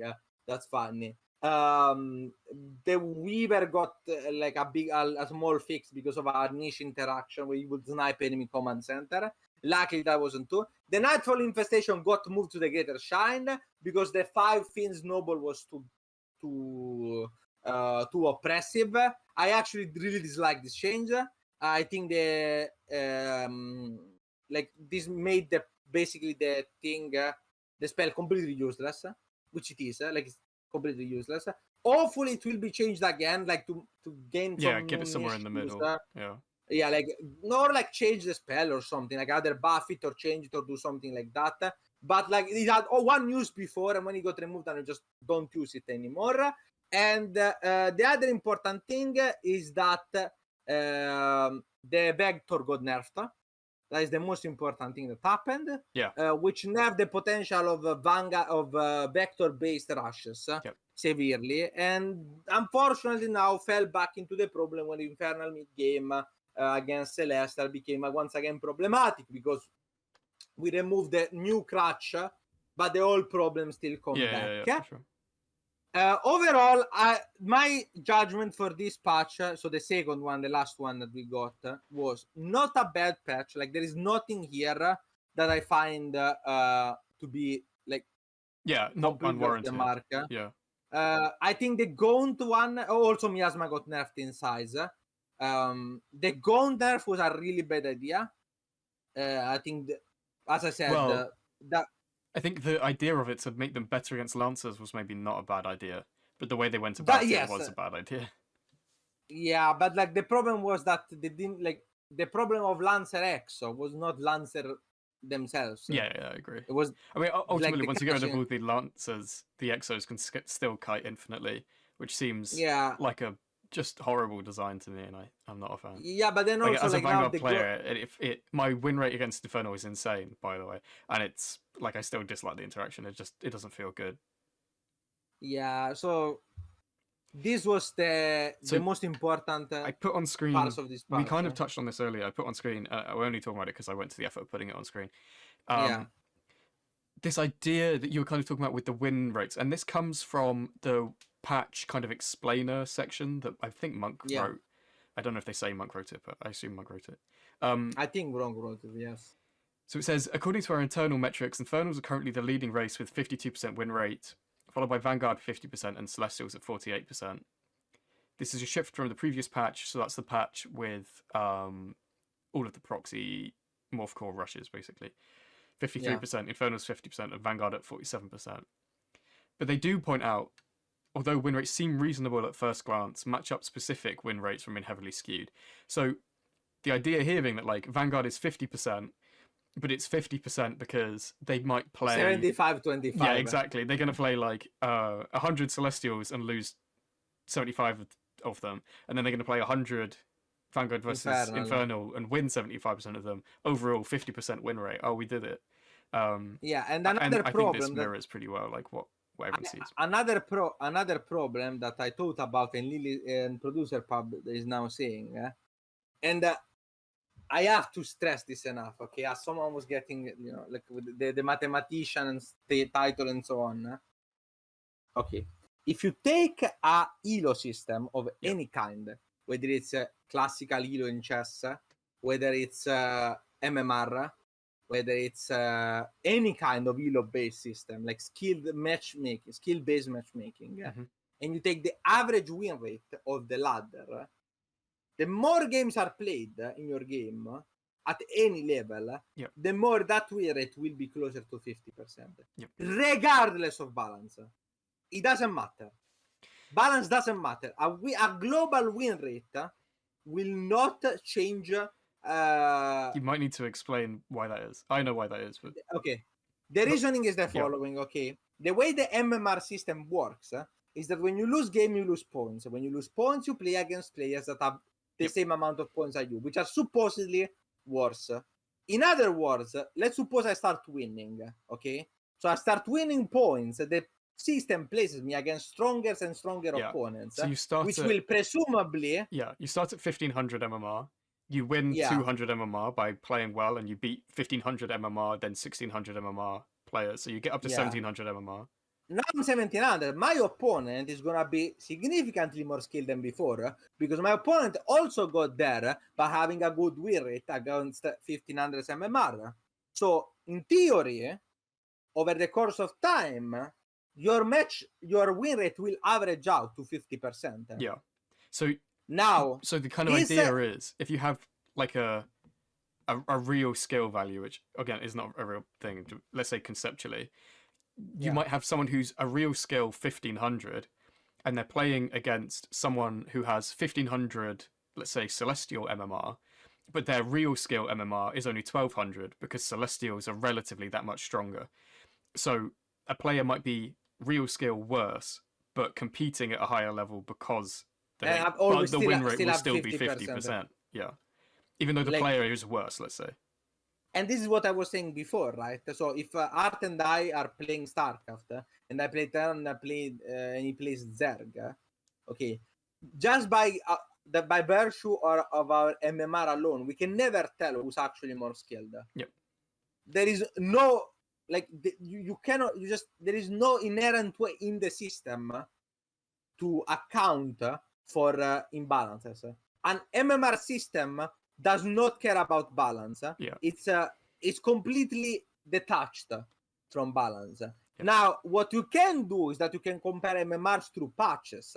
So you can see in this patch, the average MMR of these players was this.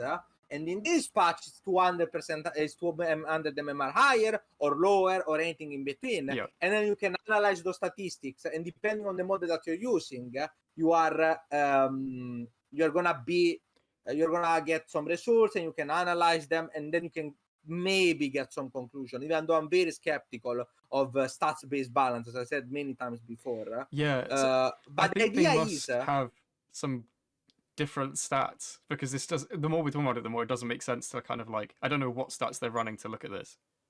It's got to get very complicated.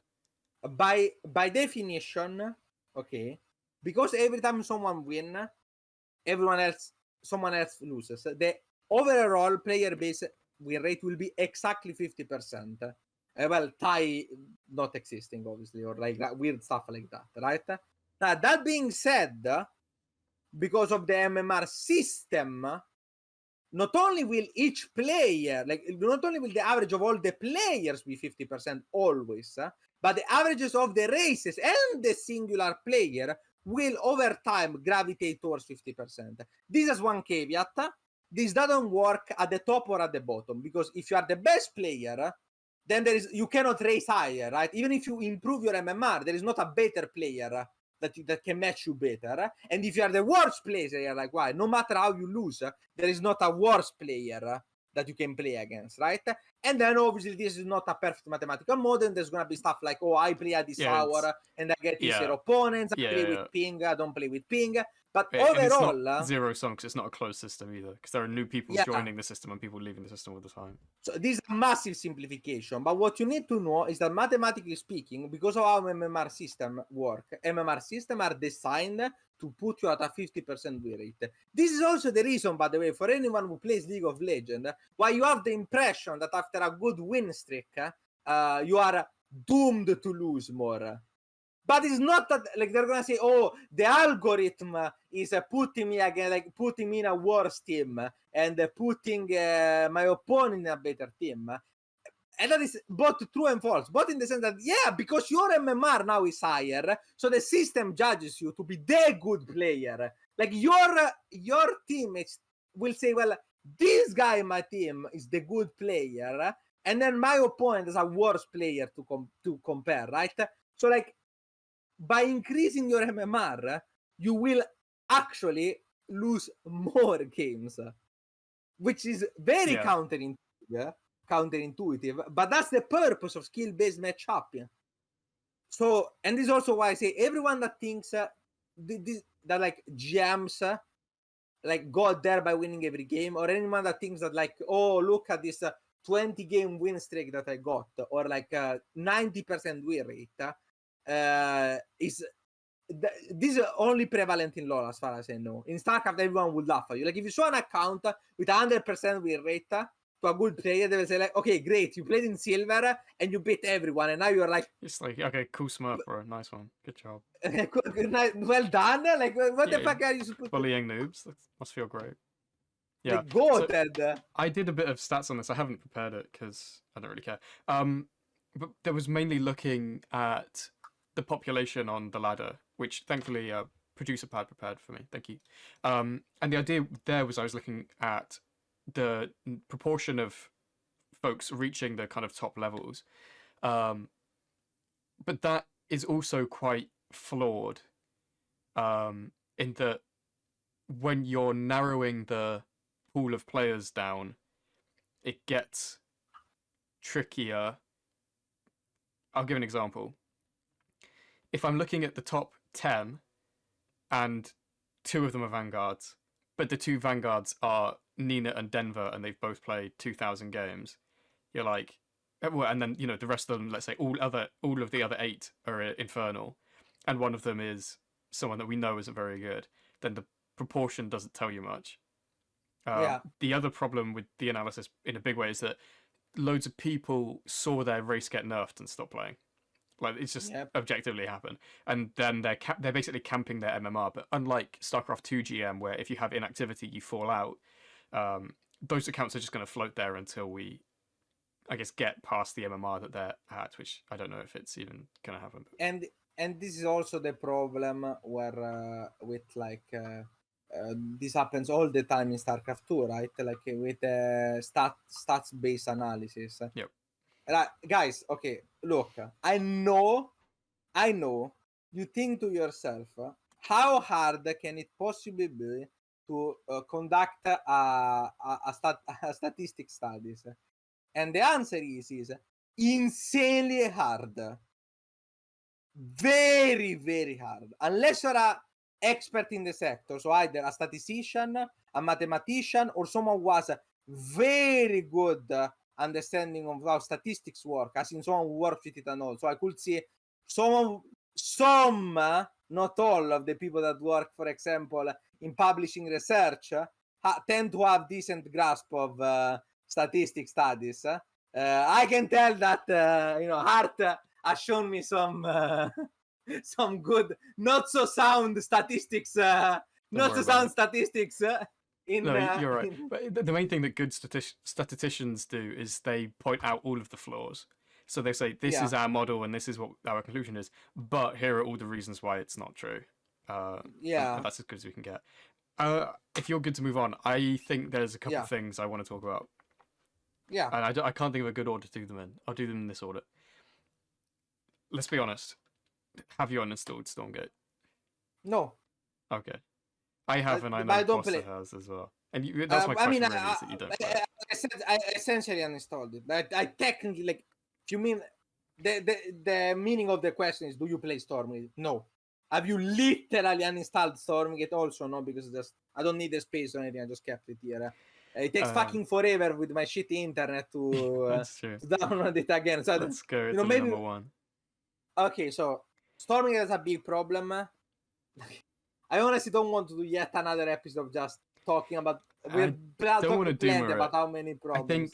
I think so. Basically, I just want to say that we're not trying to doom, we're not trying to hate. We want the game to be good. We see all of the people online who are basically chatting shit on Twitter and Reddit, and some of them are genuinely delighting that the game is doing poorly. We don't, but I do want to acknowledge it and say that we see it. The way I see it is, I'm not surprised. There's just not that much content to get through, and you can't expect people to stick around for hundreds of hours at this point with nothing new going on. I think, or I hope, the patch in September will bring back some of the 1v1 players who feel that the game is probably too solved, or too imbalanced. Both of those are options, and both of them are linked, I guess. The co-op and campaign, just there's like, I mean, I've talked about it that on normal, and then you can play it on brutal, but like, it's not going to take that long. So I'm not surprised that the player count is kind of going lower. I saw a while ago, I can't remember what game it was, but people were like, "Oh, the player count for this game has gone really low," and it's like, yeah, it's a single player game. No, not Concord. It was like Hogwarts or something. I was like, yeah, it's a single player game. They finished it. Like, what do you want them to do? Like, log in every day and grind more Quidditch? I don't know. Well, it's like that's going to happen with a single player game. That's half of what Stormgate is. I will say, though, this is to blow out our own horn, and this is a lesson to everyone who watches this video, and I genuinely do believe so. Pay attention to the fact that AllThingsRealTime, when everyone was on opium about Stormgate, really, really, really tried to expose the fact that there were serious problems and that the game was not nearly as good as people were saying. There were a shit ton of problems and it was going to be a disaster. But when the game is a disaster, we try to salvage it. So when it's, and this is what being fair means. Being fair means that you don't want to be on opium, but it's not like, oh, now it's shit to cool to shit. Now it's cool to shit on Stormgate, So and now then we're we gonna like switch with the sides and be publisher. like, oh, we never liked it. Switch. No, we have the perfect opportunity. We can say, well, we never liked. We have expressed, like we have said a lot of things about the problems with the game, and like now we could like blow our own horn and jack off ourselves forever for just saying, oh wow, we predicted it, but that would be completely fucking useless. Because the reality of it is that the game is doing very poorly, and I don't think anyone can deny that. Not even the strongest soldier from Turkey. Well, my question is that guy that made the StarCraft Dead Game video, is he gonna come back and make a sequel? I don't think so. No comment. I don't think so. The other thing that I wanted to talk about that I think... One second, let me finish. So my point is, try, when you look at, in this, like, sphere, right? When you look at, like, I'll call them generally influencers, it's a weird term, but just like streamers, podcasts, like famous, notable people of the industry. Always keep in mind that there are very strong pressures, either because of content being like becoming more popular, or just that this is just a standard, or this is the widely accepted opinion, to go one way or the other at different times. And you should always hesitate to watch someone who only criticizes when the game does bad, or only like does like post what do you say when someone is there, post mortem analysis post-mortem analysis of a game, because that shit is the easiest thing to say ever. You can take any game that fails or failed or is not doing well, just assign any random amount of value. I've seen so much of it on Twitter, how much talk there is. Oh, this game failed because it was woke, this game failed because the developers didn't do what I wanted to do. And how easy is that? And it will be to say, oh, Stormgate failed because they didn't follow my advice. But that is simply not true. My advice could have maybe helped, but there were so many problems, so many people. Part of the blame, and I said this before, is community take responsibilities, because every time you just start being a sports fan, so you go either we hate Stormgate or we love Stormgate, you're not helping anyone, you're just making the thing worse for everyone else. Both if the game is good and if the game is bad, both for the people who like the game and the people who dislike the game. You are ruining the conversation, you're poisoning the discourse. All you're doing is being a sports fan. If you want to have discussions about the game, have discussions. But writing for the 15th time on Reddit, oh, blah, blah, blah, blah, blah, how shit this game is going to be because it looked cartoony, it's not going to help anyone. It's not like your feedback is the one thing that is going to be changed. And also, I saw loads of people saying, oh, I called it. And it's like, yeah, but if you called it and then it was a success. But like if you called it and it was a success, you'd look like an idiot. But you wouldn't retweet yourself saying, "Hey, guess I was wrong." You just delete it and pretend like you never said that. Do you know what I mean? I mean, have you never seen PGH calling for the success of Stormgate? And then calling for the fail of Stormgate 50 times, and then calling for the fail of Battleist, and then calling for the success of Battleist, and anything in between. So I don't want to let this affect me, but I had a conversation with someone on Reddit yesterday. I know, I need to stop. But my question to you is, they made it seem like there were loads of people who really wanted StarCraft to die because Stormgate came out. Here's what I'll say. I don't think I saw much of it. What I did see is, I'll name drop again, Juggernaut Jason in particular saying, I don't like playing StarCraft, I'm going to switch to Stormgate. I don't think but in that case, I don't think he wants StarCraft to die. I think he just doesn't enjoy it as much as he wishes he would. I think he wants, and is excited for, something new to play. I don't know that there's a huge contingent of people that are really hateful for StarCraft. And what I will say is, here's another thing. There are loads of people who you'll see publicly be very positive about Stormgate, stream it a lot, organise tournaments X, Y, and Z, who and Careful. this I'm not leaking anything. I'm just saying it may be cynically, but in large part they're doing it because it makes them money. And this is the same reason that Juggernaut Jason was streaming StarCraft for so long. It's because it's the game that gets him the highest viewership. No, wait. So he was one sticking second. with it. One second. In defense of Juggernaut Jason, I don't think anything he did was wrong. No, I agree. Because me neither. He built a career on StarCraft as a player and an entertainer. So when he truly enjoyed the game, he's not a grifter. He didn't get on StarCraft. I agree. I'm not saying anyone's a grifter either. Like, what I said on Reddit is there are loads of people who hate their job. It's like, oh, why are they streaming a game that they hate? It's their job at some point. Like, for some of these people, it's their job. So, like, yes, there are loads of people who get up and go to work and don't like their job. And you're like, oh, why are you a plumber if you hate plumbing so much? Shut up. because and I've seen this before. Like, or I've seen the same thing with people in the AO4 community getting angry with Vortex, for example. This was very similar. Yeah. But the reality of it is, guys, I'm going to talk frank. Like, those people, like, HaRT as a job, I'm looking for one. People that do it as a career, they don't get a lot of money.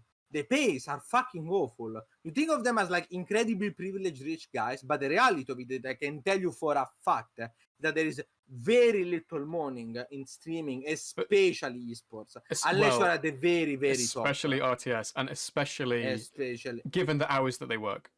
It's pretty well in Europe, maybe America not so much, but in Europe 40 hours a week is a normal job. These people sometimes stream like 10 or more hours a day and usually do it like 6 or 7 days a week. It's we're not saying that it's really hard streaming. Not doing it for Sante. It's not harder than coal mining. We are not gonna get into the fucking Damba San take, even though I've said that I personally found streaming to be very hard for him, more than the teaching job that I held in the past, like an actual job. But that is personal preference. For me, it's much easier to do something that I really, really like teaching, compared to something that I really dislike, like streaming. Obviously. So this is not the take. The take is these players have built a career, have built a following. They worked really, really hard to get very non-insane. I assure you, very mediocre amount of monies, and now they find themselves in a situation, well, shit, after 8 years I don't enjoy StarCraft anymore, and I'm stuck where if I don't play StarCraft I'm gonna get way less money, and that's dependent to pay rent. I'm getting older, right? Juggernaut Jason is what, 30 around this stage? It's on Wikipedia. We can Google it. I'll check. No. Maybe it's gonna be like, oh, actually, it's 25. You're being like mean to him by saying he looks older or something like that. It's not on Wikipedia. I don't know. Oh, it's not on Wikipedia. Okay, we'll say 25 to 35. Somewhere really in matter. between. It's okay. Surely he's not younger than 25. I know that, and I don't think he's older than 35. Is somewhere in that ballpark. He's getting older. He wants to keep the things that he enjoys doing, streaming. But the medium through which he enjoys doing it, StarCraft, doesn't work anymore because so many of the things that he loved, like, it can be for any reason, really. It's normal for him to be excited and be like, well, I want to change Stormgate. And to me, the thing that proved it, like, sealed the deal for me, was the fact that Juggernaut Jason was not coping. Like, he played the game after 3 weeks or 1 month or whatever it was. Played the game and said, look, guys, I thought Stormgate was gonna be big. I thought it was gonna be enjoyable, but I don't enjoy it. I'm gonna play something else. So, like, he didn't cope about it. He didn't say, no. He just did the same thing. Look, I want to find a new niche for me, something that I can truly enjoy, and that is good. Hang on. And Nathanius has replied to my post on Reddit. No. Now we have to read the whole thing. Anyway, this was an hour ago. So there you go. Do you want me to read it or no? You actually not care? Link it at the very least. Oh no. Let me read it. Should I read what I said? I fucking hate Reddit. This shit sucks. Every time I look up your nickname, by the way, I only Stop stalking me on Reddit, everyone. No, every time I look up your name on Reddit, I always get a porn account. So there's that. Cheers, thanks for that. Okay, my comment says basically what I said here. I don't remember anyone, saying anything particularly negative about StarCraft 2. Maybe a few people said it. Link it. I'm So I linking can read it. it. I'm linking it. This is completely derailed. Yeah, We I are know, supposed to sorry. talk about other stuff. I It's know, okay. but it's okay. We got More time. It's content. fine. It's fine. Yeah, it's Wait, fine. fuck it. Here you go. Oh, fuck. Okay, just click that. Don't worry about it. The other thing was notes about what I wanted to talk about next. Don't worry about it. I didn't know I could do that in Discord. This is notes what I wanted to talk about. I just typed them in chat and it's in them. Apparently you can hyperlink stuff in Discord. There you go. Whatever. So basically, I'm just summarizing what I said. I don't remember anyone saying anything particularly negative. I don't remember them saying they want the game to die. I think they might say, I'm done with it, which I think is completely fair. You can say that. I said, I don't really care if people hop games. Vortex left, went to AoE 4, now he's doing Stormgate. I'm sure he'll go back to whichever one he prefers. I don't care really what anyone gets up to. There are actually loads of people that used to be in StarCraft that have gone. So like Huck was in Overwatch after StarCraft. Do you know what I mean? It's like, I don't mind one way or another. I said what I said about Juggernaut Jason, that he doesn't care for StarCraft 2 and he's not made any kind of... he hasn't hidden that at all. You can go and look at his Twitter. It's his highest viewership game and he's, as far as I know, a full-time content creator, so it makes sense that he needs to stream and he needs to stream a game. I think he doesn't like StarCraft, so it makes sense he would switch to a game he prefers more, and then when he doesn't like that game so much, he switched. Now he's playing Age of Mythology, which I think we're going to talk about later. Yeah. I also point out that a lot of people will hop from a very oversaturated category to a very fresh one that a lot of people don't want to switch to. So when a new game comes out, there are loads of people who make really good money in their niche. So Ninja is Fortnite, and if Ninja streams, he'll be the top of Fortnite. I don't know if that's true. I don't watch Fortnite. I'm not 11. Take my point. It's an example. Like, actually, it's... Yeah, exactly. The examples I used in the post were Rotty, Pig, Wardy, and those people, if they're live, they're going to be the top spot, and they can pull a good number of viewers, like 1,000, let's say. Yeah. No, even 2K, 3K. And some people are Rotterdam viewers and they don't watch anything apart from him. But some of those will, the way that Twitch works is a lot of people will go to a category and they'll click on whoever they recognize, and that'll be the top post, the top kind of streamer, and they don't look around too much. And what that means is that... I'm in the mood for some StarCraft. Oh, Rotterdam is streaming. Yeah. Oh, Ward is streaming. I recognize his name. I like these people. So and it's even more now because they've changed the layout of their website. So now when you click on a category, there's already a video auto playing, and it will nearly always be one of Rotty, Pig, Wardy, whoever. What switching to a new category does, it means that you could be the player that's in the top. So I'm sure Jason has been up in the top there. Hupsaya has been streaming a lot of Stormgate. Nina's been streaming a lot of Stormgate. Nathanius, who's replied to my comment I'll read in a second, has been streaming a lot of Stormgate. And it means that instead of being the 12th biggest streamer in one category, you could be the third in a different. And especially a game with a bit of hype around it, that could be quite good for growing your career. I point out, I think in the next line of my comment, that Beowulf was streaming during the WTL finals and was getting over 1,000 viewers streaming Stormgate. So while WTL is live and Beowulf would be streaming a non-WTL StarCraft event, he's not getting 1,000 viewers. And he does a good job, and his production is good, and his tournaments are good. But if there's big streamers, and at that time it was really oversaturated because there are people like Rotty was streaming, Harstam and Lambo was streaming all at the same time, you're getting pushed further and further down the categories. So to switch to a different category and do really well in it is very appealing. Does Beowulf prefer StarCraft or Stormgate? I don't know. I don't really care. At some point, you have to look at this as not completely cynically one way or the other. It's just a balance of what I enjoy doing and what is best for my development to do. That's all I said when I happened here. I'll read what Nathaniel said. This is all verbatim, not paraphrasing. Some of us also love StarCraft 2, but have to accept reality that there isn't enough support to have as many full-time creators anymore, the same way there are now fewer pros, casters, and tournament organisers. I will keep up with everything and watch because it's great, but now I don't have to worry about who is live when I'm live because I get great numbers in Stormgate. It's not always personal. I think that's basically exactly what I just said. It's like, instead of worrying about, like, oh, Rotterdam is live, so why would I even bother going and streaming? It's like, oh, I can just stream Stormgate, and it's less of a worry. And yeah, But it's like I don't know why you even pointed this out. I think this is a very good comment from Nate. I think it's exactly true. Like it's nothing personal. It's just yeah, we are doing this is a job. Like these people do it for a living, or at least they want to make it a job. Like because not always they make a living. yeah, But yeah, as that's you true. said before, like they'd like to make a living with it. It's not like it has nothing to do with. Like wanting this game to die or that game to die. I also it's so weird to me. Like, why would you want a specific game to die? Like, unless you actively think that that game is like damaging to either you personally in some way, like just the existence of that game is damaging to you or your community or someone. Yeah, Like, counterpoint. Doki yeah, Doki Literature Club. what?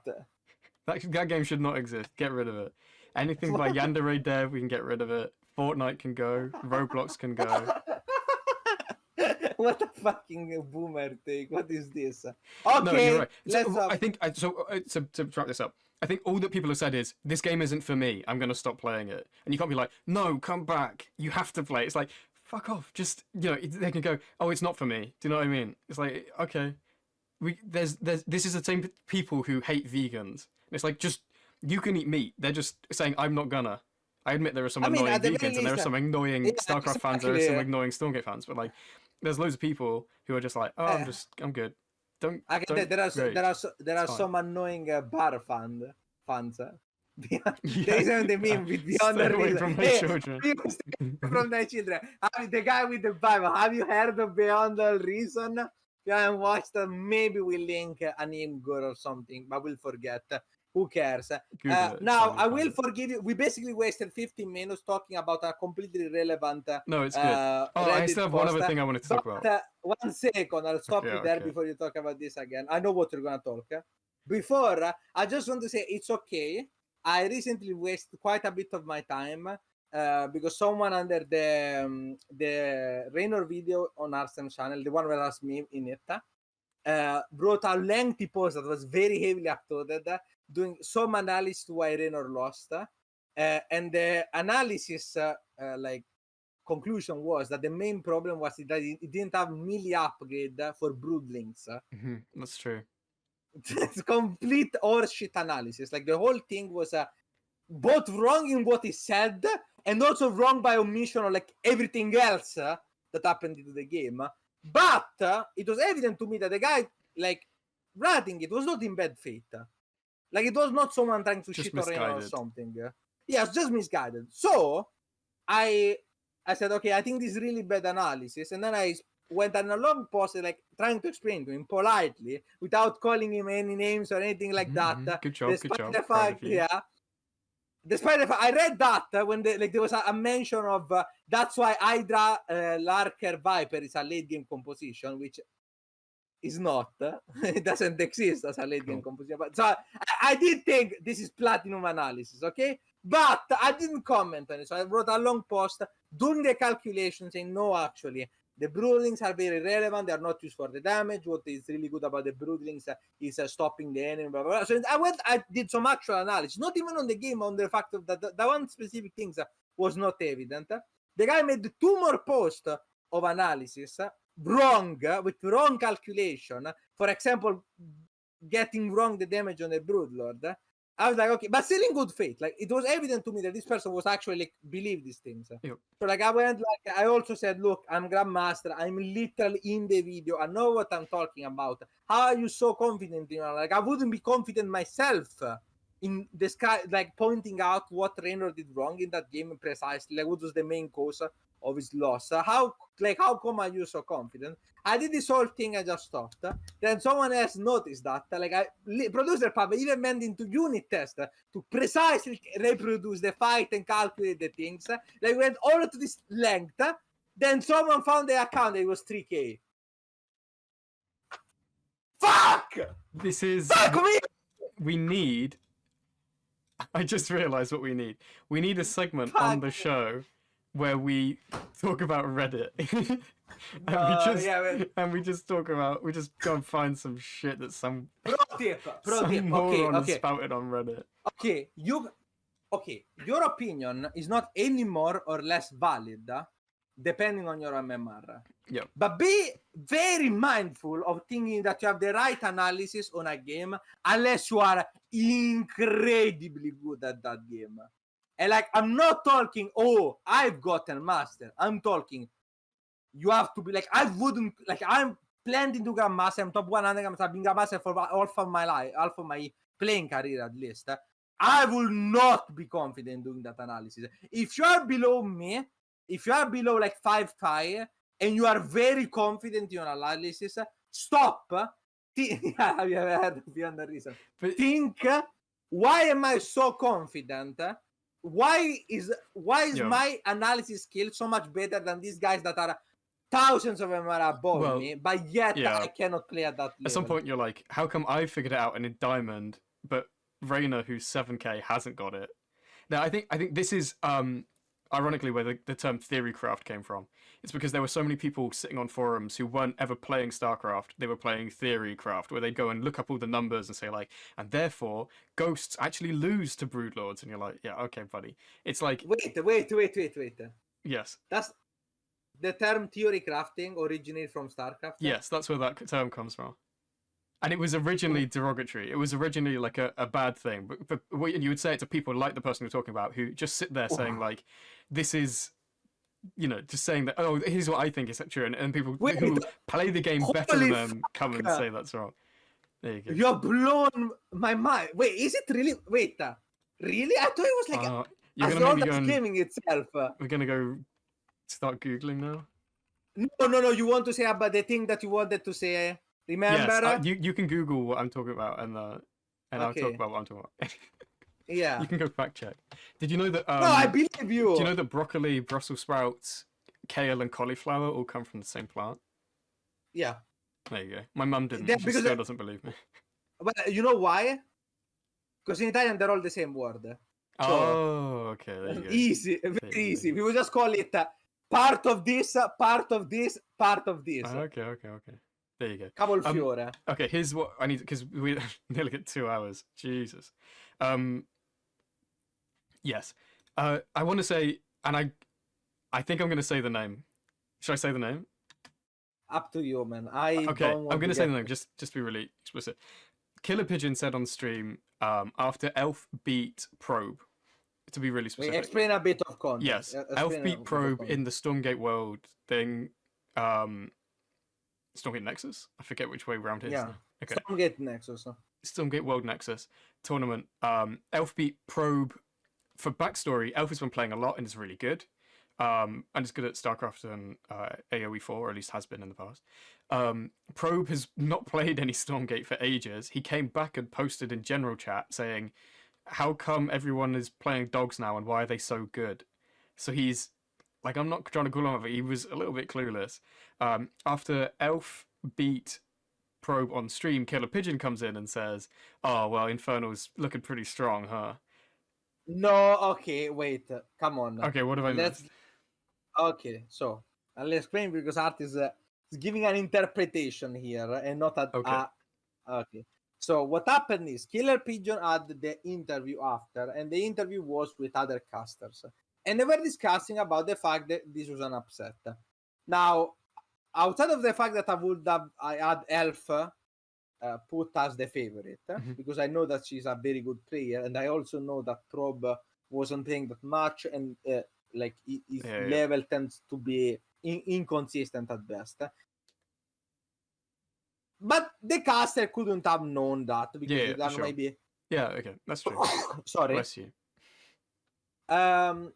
Outside of that, so what happened is, in this interview, Killer Pigeon was talking about the fact that it was an upset, and did a comment that could be interpreted as, well, he was wondering how much the Infernal versus Celestial matchup is fair, and that it looked to him like the games were much harder for Probe compared to Elf, something along those lines.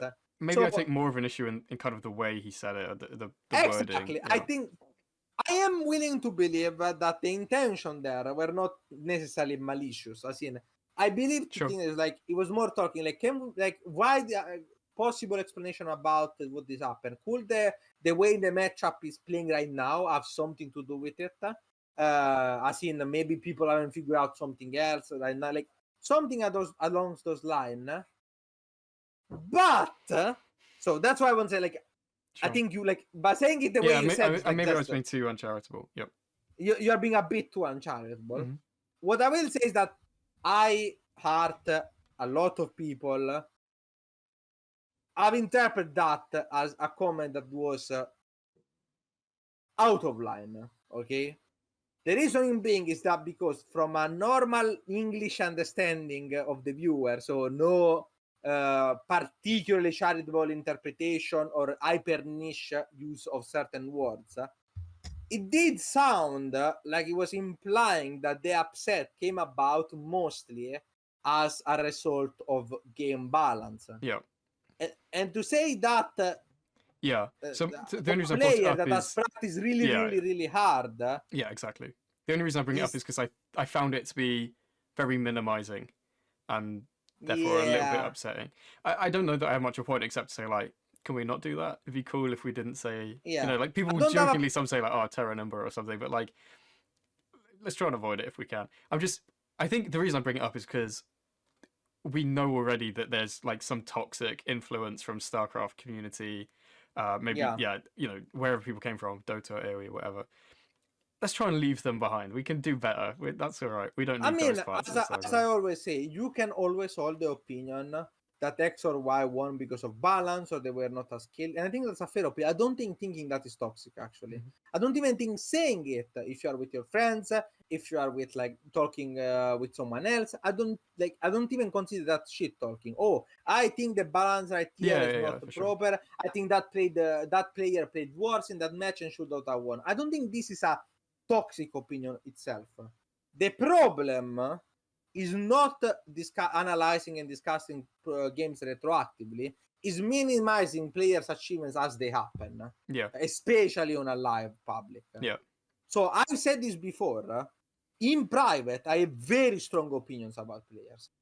I've said this before. And I always said that I try my best, which sometimes I fail, to avoid sharing name-specific opinions about players if I stream or if I'm in a public event. Yeah. The reasoning for that is not because I'm a hypocrite or because I don't actually think those things or I'm scared of the consequences. Because I've said those things to those players personally, face to face. So there are many things you can accuse me of, but not being scared of speaking up my opinions about this or that problem. The issue is that if I want to speak, if I have a belief about this, I'm more interested about the balance side of thing and not the personal side of things. Yeah, for sure. There is no point for me in going into a stream and saying, hey, I think Mr. HaRT is really boosted. I think Fiant is very boosted. I think Bonan is very boosted. I name these three people because they are my friend, to be clear. Not anymore. Fuck you. Right? There is no point because all it's gonna say is that if someone likes me, they're gonna like kind of be influenced by my opinion, and maybe my opinion is wrong because it is after all. I think if that someone doesn't like me. Yeah, if someone doesn't like me, then they just reinforces the kind of sportsman mentality. Yeah. No, not only did they reinforce sportsman mentality, but also there is a big problem because these two things are not differentiated. Whiner in StarCraft 2 became a very, very, very problematic term. Yeah. So what you will notice, even amongst pro players, is that if a pro player thinks that the game is unbalanced, he cannot say it. Because that is considered balance whining and very badly. So what he will do instead is that he will kind of constantly complain in a very like passive-aggressive manner about things. Like instead of being direct, he will like there is this more acceptable thing that is way more toxic in my opinion because it poisons the discourse of just being very passive-aggressive and being very vague and unclear with what you're saying. So You never say, "Oh, I think this or that was unfair," because those are your friends, those are your personal rivalry, those are often your business partners, and there's nothing wrong with that. But then, because you're frustrated, then you poison the well, and you're like, "Oh, this and that and stuff." And some streams, I'm not gonna name who I'm talking about. There are plenty of people, both at the pro level and at the not so pro level. Even I even engage into this behavior accidentally myself. I'm not free from blame. Before we go back to the clip, before someone links the clip of me being very annoyed by ZVT or GVP, for example, and stuff. I'd like for the community of Stormgate or any new RTS to be able to talk about balance in a healthy manner. And what means is that two things are very important. One is in the understanding that is in the interest of every player to have the game to be, if not as balanced as possible, at most slightly edged for him. Now, I won't deny that there are personal interests involved. Pro players are human. They will have biases. They will straight up lie about the reality of situation, even though they know it's not true. And I've said this myself. I've seen this with my own eyes in some of these discussions. I've complained in the past about this, about how me trying to be reasonable and incredibly short means that sometimes I have to argue in favor of nerfing my race. Yeah. But sometimes you can just pretend that the problem is not there and there is incentive to do that in some situations. But that being given, there is no scarecrow that's trying to ruin balance, so either A, ruin StarCraft, B, get a gajillion money. There is no Zergabal, no Telecambal, no Protoss Gabal. There is no conspiracy here.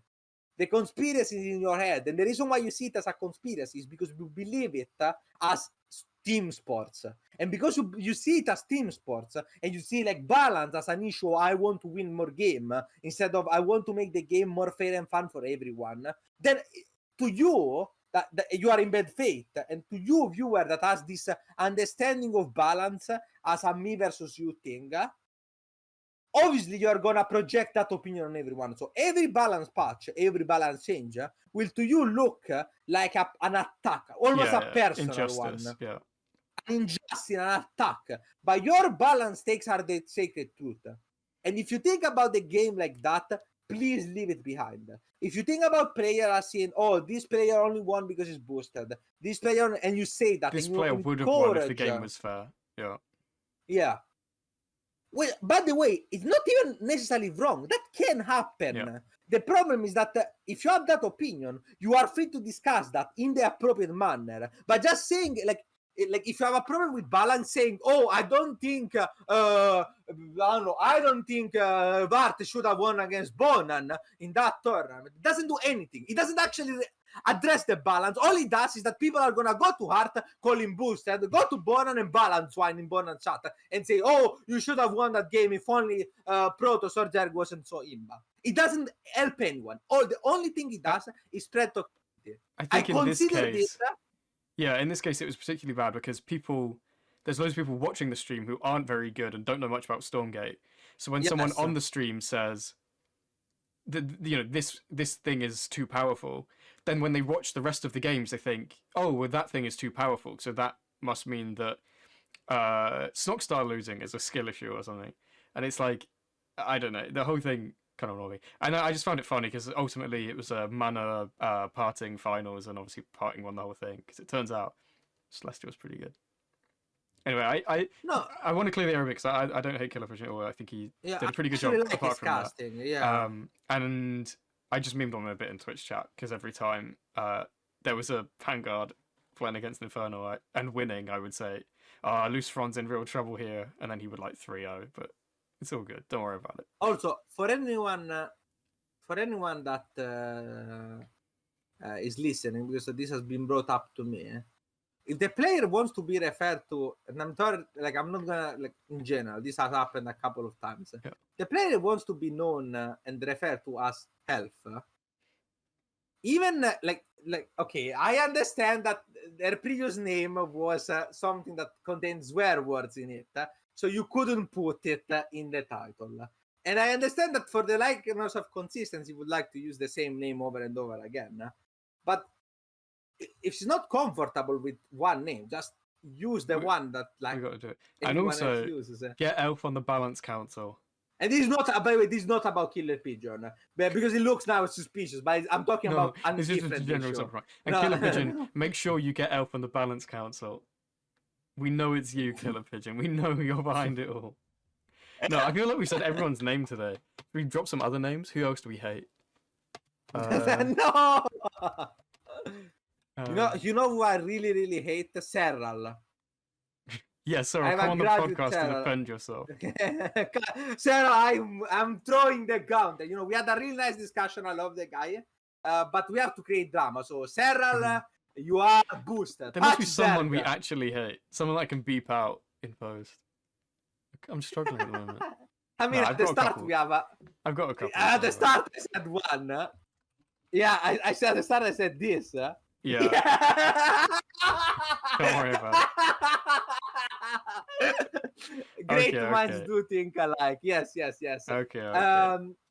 We can move to last thing. The other thing we want to talk about. Jesus, it's been 2 hours. I thought, just for everyone at home, like and subscribe and follow us on Spotify. But the reason is because we're moving house. I haven't spoken to Lorimbo at all for 2 weeks. So, yeah. Don't worry about it. It's fine. This is why this one particular podcast might be slightly longer than usual. We had issue with production timing. Art is very busy. I'm very busy. It's why I'm on this. Wait, can I show the? There you go. I'm on this weird wooden, horrible chair. My back hurts. So we've got to wrap soon. Yeah. It's time. I need to make a jingle. We're gonna need 2 jingles, and one is for the weekly Reddit rant of the week, and the other one is for the weekly shit article of the week. Okay, here's my take on why this article sucks. It's mostly pretty fair, and I think it's stuff we kind of said on the podcast a few times. It misses some really key successes, both up and coming and that have already been out. There's no mention of They Are Billions in this, which is, to me, one of the funner RTS I've played recently. It's now been out for quite a while, but there's no mention of it in any case. There's no mention of Zero Space, which obviously is on the small end, but if you're in StarCraft circles, then you're probably aware of it. Okay. First off, do we have the article in production or We have the top of it. I didn't get the whole thing. At the very least, at least someone get a proper. Oh yeah. Sorry, I didn't switch. There you go. Yeah, that's what streamers see. There you go. Oh, okay. Sorry, Art has the weird production, so I see the different thing from the stream. Okay, so. I wanted this. I didn't need so at least they know which article we're talking about instead of just an article. Yeah. First thing I want to start with, I'm gonna defend both the creator and that article. A bit, at least. Mm-hmm. So, now, first off, I hate that I have to say this, but apparently now this is the YouTube meta. We don't have problems with writers. Don't be an abnormal human being that goes and writes weird stuff. Please, just be normal to people. That's the first thing that I usually it will go without saying that we shouldn't be able to say this, need to say this. But fortunately, people easily misinterpret a bad job with a bad person. I can't wait for the episode where we finally get to unleash the full power of the All Things Real Time audience and issue a fatwa against someone who really deserves it, and we'll be tweet at them, dox them, find their LinkedIn, and want their head. That'll be a good This is a joke. Before YouTube bans this is clearly a joke. This is a joke. Okay. So, in his defense, there is a lot of context here. I could have done the lazy thing of just reading the title, reading the article, and criticizing it.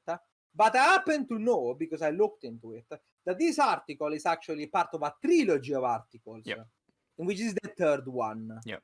And the title, which seems very, clickbaity, follows the trend of the previous articles, which are named real strategies, on the verge of a revival, something like that. Now, I don't remember the exact title word per word. Yeah. But the previous titles were talking about RTS is starting to die, RTS on the verge of a revival, and then we have real-time strategy almost came back from the brink of death and then fell on his So face. it was like a Doomer article, then a Hopium article, and now we're back to the Doomer one. I don't think they were either Doomer or Hopium.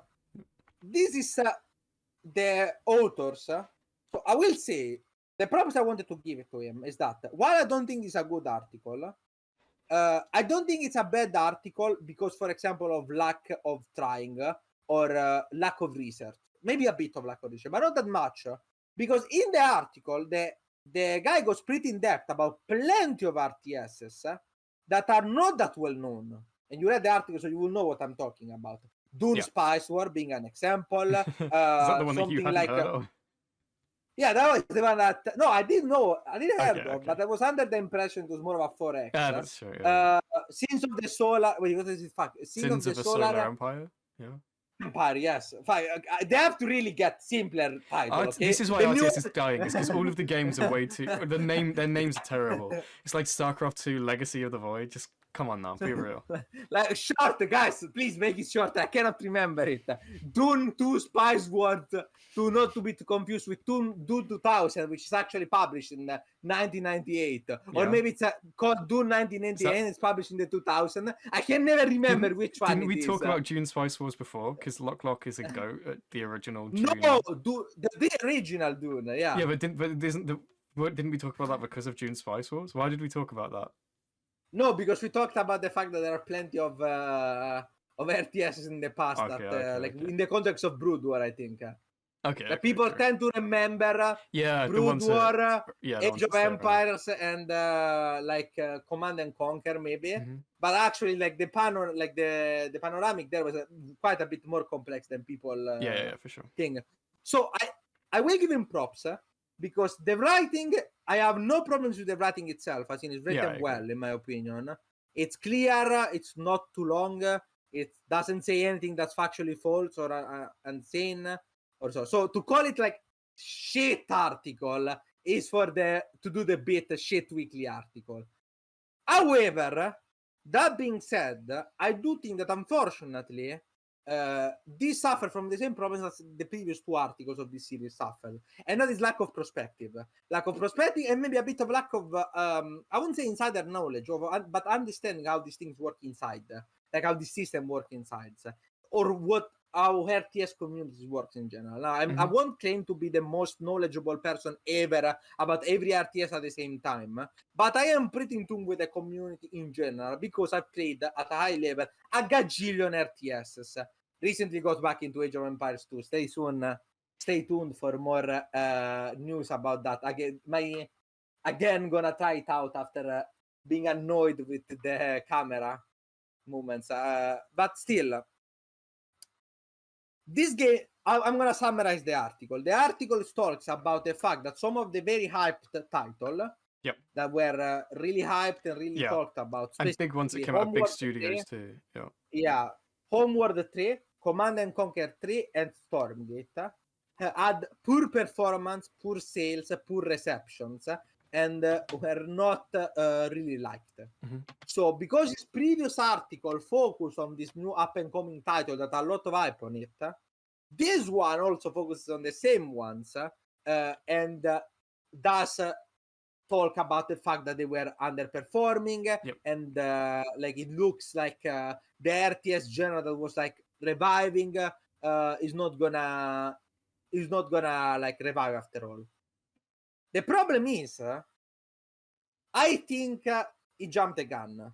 Not because I think it's necessarily incorrect. It is possible that, as he says, the RTS Renaissance. What do you call it? Renaissance? Rinascimento. Let's use the proper word, since it's an Italian word. Like someone stole it. The French stole it. But really, we are talking Rinascimento. Never happened and probably never will. It's a bit of a strong statement. The problem is he focuses on in the original article he had a not bias but like compartmentalized perspective of RTS and also a bit of a weird one, and in this one he follows it up with the same perspective. So he talks about the games that I just talked about, like it's pretty like to in his sake.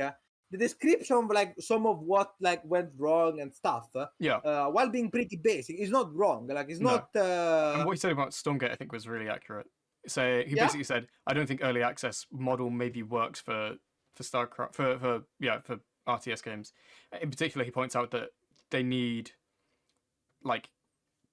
you need all of the pieces in place before you can start thinking about balancing, and you can't expect people to play an unbalanced game. And if you're saying like, oh no, but all of this will be fixed when we put more tier 3 units in, it's like, yes, but you want people to play it now, and you're having to balance it in very incomplete states. But what I will say is that I do take an issue with the following paragraph and the conclusion that he goes for this. The long list of recent RTS launches largely sways between alright to good. We have been missing a major success. A boy, I think that's a boy? How do you say that word? To keep the genre afloat. What's the thing that keeps you afloat in the sea? A boy.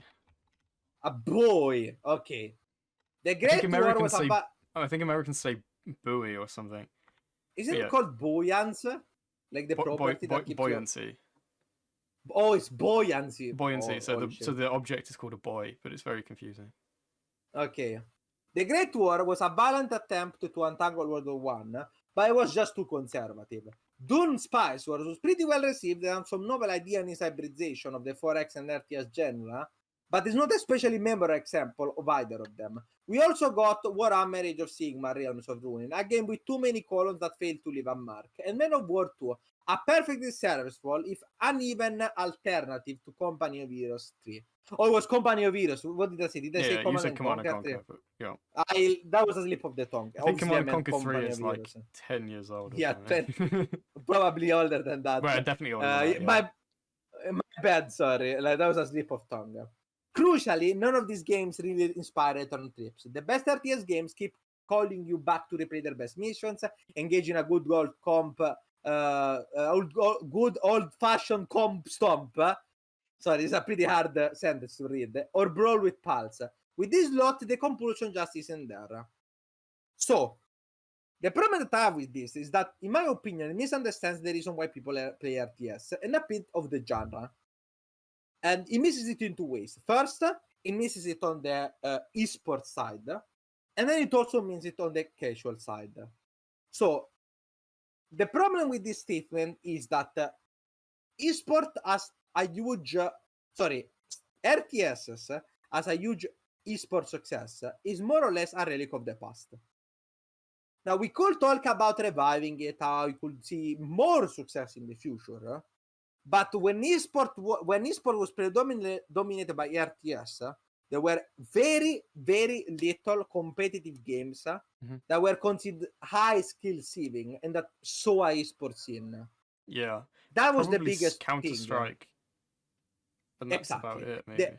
Exactly. There were two main other competitors, arena shooters, which everyone forgot about. The origin of esports lies as much in RTS as in arena shooters, stuff like Quake, Unreal Tournament, Serious Sam. Holy fuck, I'm really showing. That's a dead genre. I'm really showing. I'm really showing. It's an arena shooter. It really stands out quite how dead arena shooter is. A bit of fighting games and a bit of like the evolution of arena shooters. So stuff like became what we are now called tactical shooters.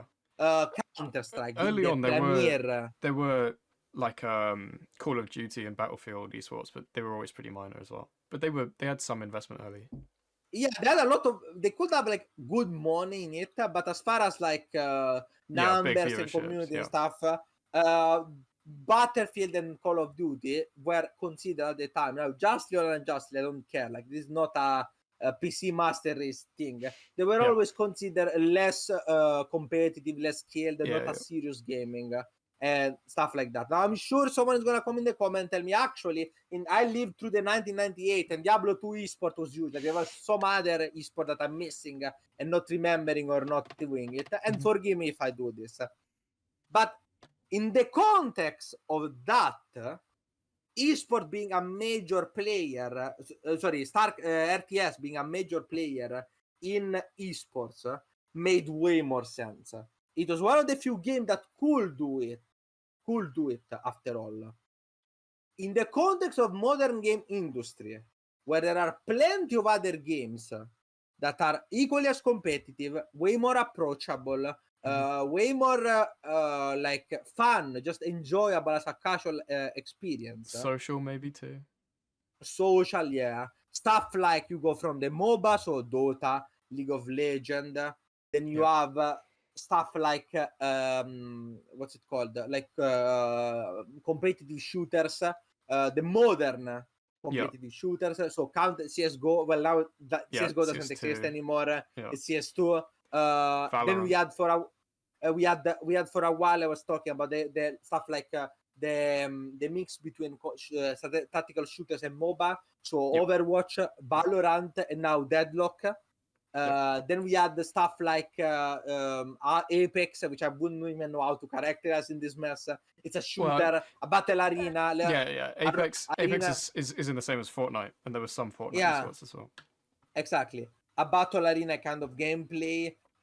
You have like, there is no coincidence that the title that defined esports at the start are now not as popular. And we saw this. In fact, RTS is the one that came out the best, obviously. Maybe on par with fighting games, which still pretty good players, and are still. I took a look at some numbers previously, and they did see some play that was like pretty competitive and nice. Not as much as like the RTS, but still pretty significant. Yeah. But then you have general like arena shooters that are just they're dead. And this is where I think the article doesn't say about. And I think it's probably still fair, because the article is about a renaissance. We don't have a renaissance, but we do have a pretty stable, like, alive scene. And I think that's where we were talking about before the show. A nice comparison to fighting games, where there is still an alive scene for, is it Smash Melee, which is on the GameCube or something? Mainly the Guilty Gear series is pretty popular, with exception, well, not with exception, but with a lot of controversies surrounding Guilty Gear Strive. Tekken 8 did very, very well. I think the latest Street Fighter, which I think is Street Fighter 6, got excellent reviews and was considered extremely fun to play. Like, there are a lot of good games in that series, especially lately. But the genre suffered the same problem that RTS suffered. It's very hard to get into. Holy fuck, I tried to get into Guilty Gear Strive. I even made a tweet about it, saying, because I really like the characters. I won't say which characters I liked more than others, because there are stereotypes correlated with certain characters in... Are you a top laner? Is that what you're saying? No. I'll tell you after what the stereotype is. In any case, my point is with that is just not a bad one. It's just not. Okay. My point with that is just that it's that maybe we just accept that the niche is smaller, and also my kind of point following on from that is that maybe RTS as we know it is kind of gone, and that we need to see quite a big shift towards different ways of reimagining the genre. And the way I see this, and there's so Zero Space has heroes and is a little bit different in there's like, the capture points and things, I guess, are not like new to RTS, but that's the thing. Battle Aces is not mentioned in the article. I think that's a really big miss out, because I don't know what other genre of Battle Ace would be. Well, it's a fast action RTS, obviously. Fast action RTS. So I don't know what genre it is if it's not an RTS, and that is, to me, trying to recapitulate, trying to recontextualize, trying to regenerate the genre of RTS for the modern kind of gaming scene. And like you're saying, it needs to be competitive with Dota, League, sort of those sorts of games. I don't think it competes with like CS:GO, because I don't think shooter players and kind of RTS players has much overlap. But a lot of people went from RTS to League. Yeah, I guess I just said that Huck went to Overwatch from StarCraft, so maybe I'm wrong. Yeah, but also Boss. You have players like Boss who are pretty competitive. I think there's a decent number. Mix is also pretty good. Yeah, I think there's a good number of players that are just hyper competitive, and if you give them anything that they can be hyper competitive in, they'll want to do it. And I think that's kind of in the realm of RTS, and I can see that moving forward. On the other hand, I would say the team aspect needs more pushing, and that is, I think, why Stormgate has always said heroes in 3v3, and to me, that's trying to get some of the Warcraft crowd, but also some of the League of Legends crowd, and trying to appeal to kind of a broader base. So I think that's maybe, to me, where this article misses Yeah, the mark of it. It's like, well, it's not that as I RTS as said, you know it will continue. It's that it needs to change to stay alive. yeah, as I said, I feel like it misses the point on the esports side.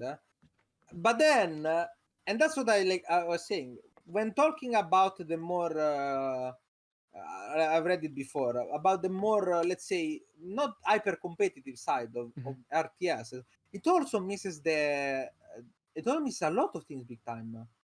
For example, and this is a very serious blunder, if you're talking about success of a game in terms of, even in general, success on RTS, because this is actually what most of the players will play, not talking about the modding scene, and specifically the arcades or Yeah. modded No, maps that's and true. stuff, Yeah. is a very serious blunder here.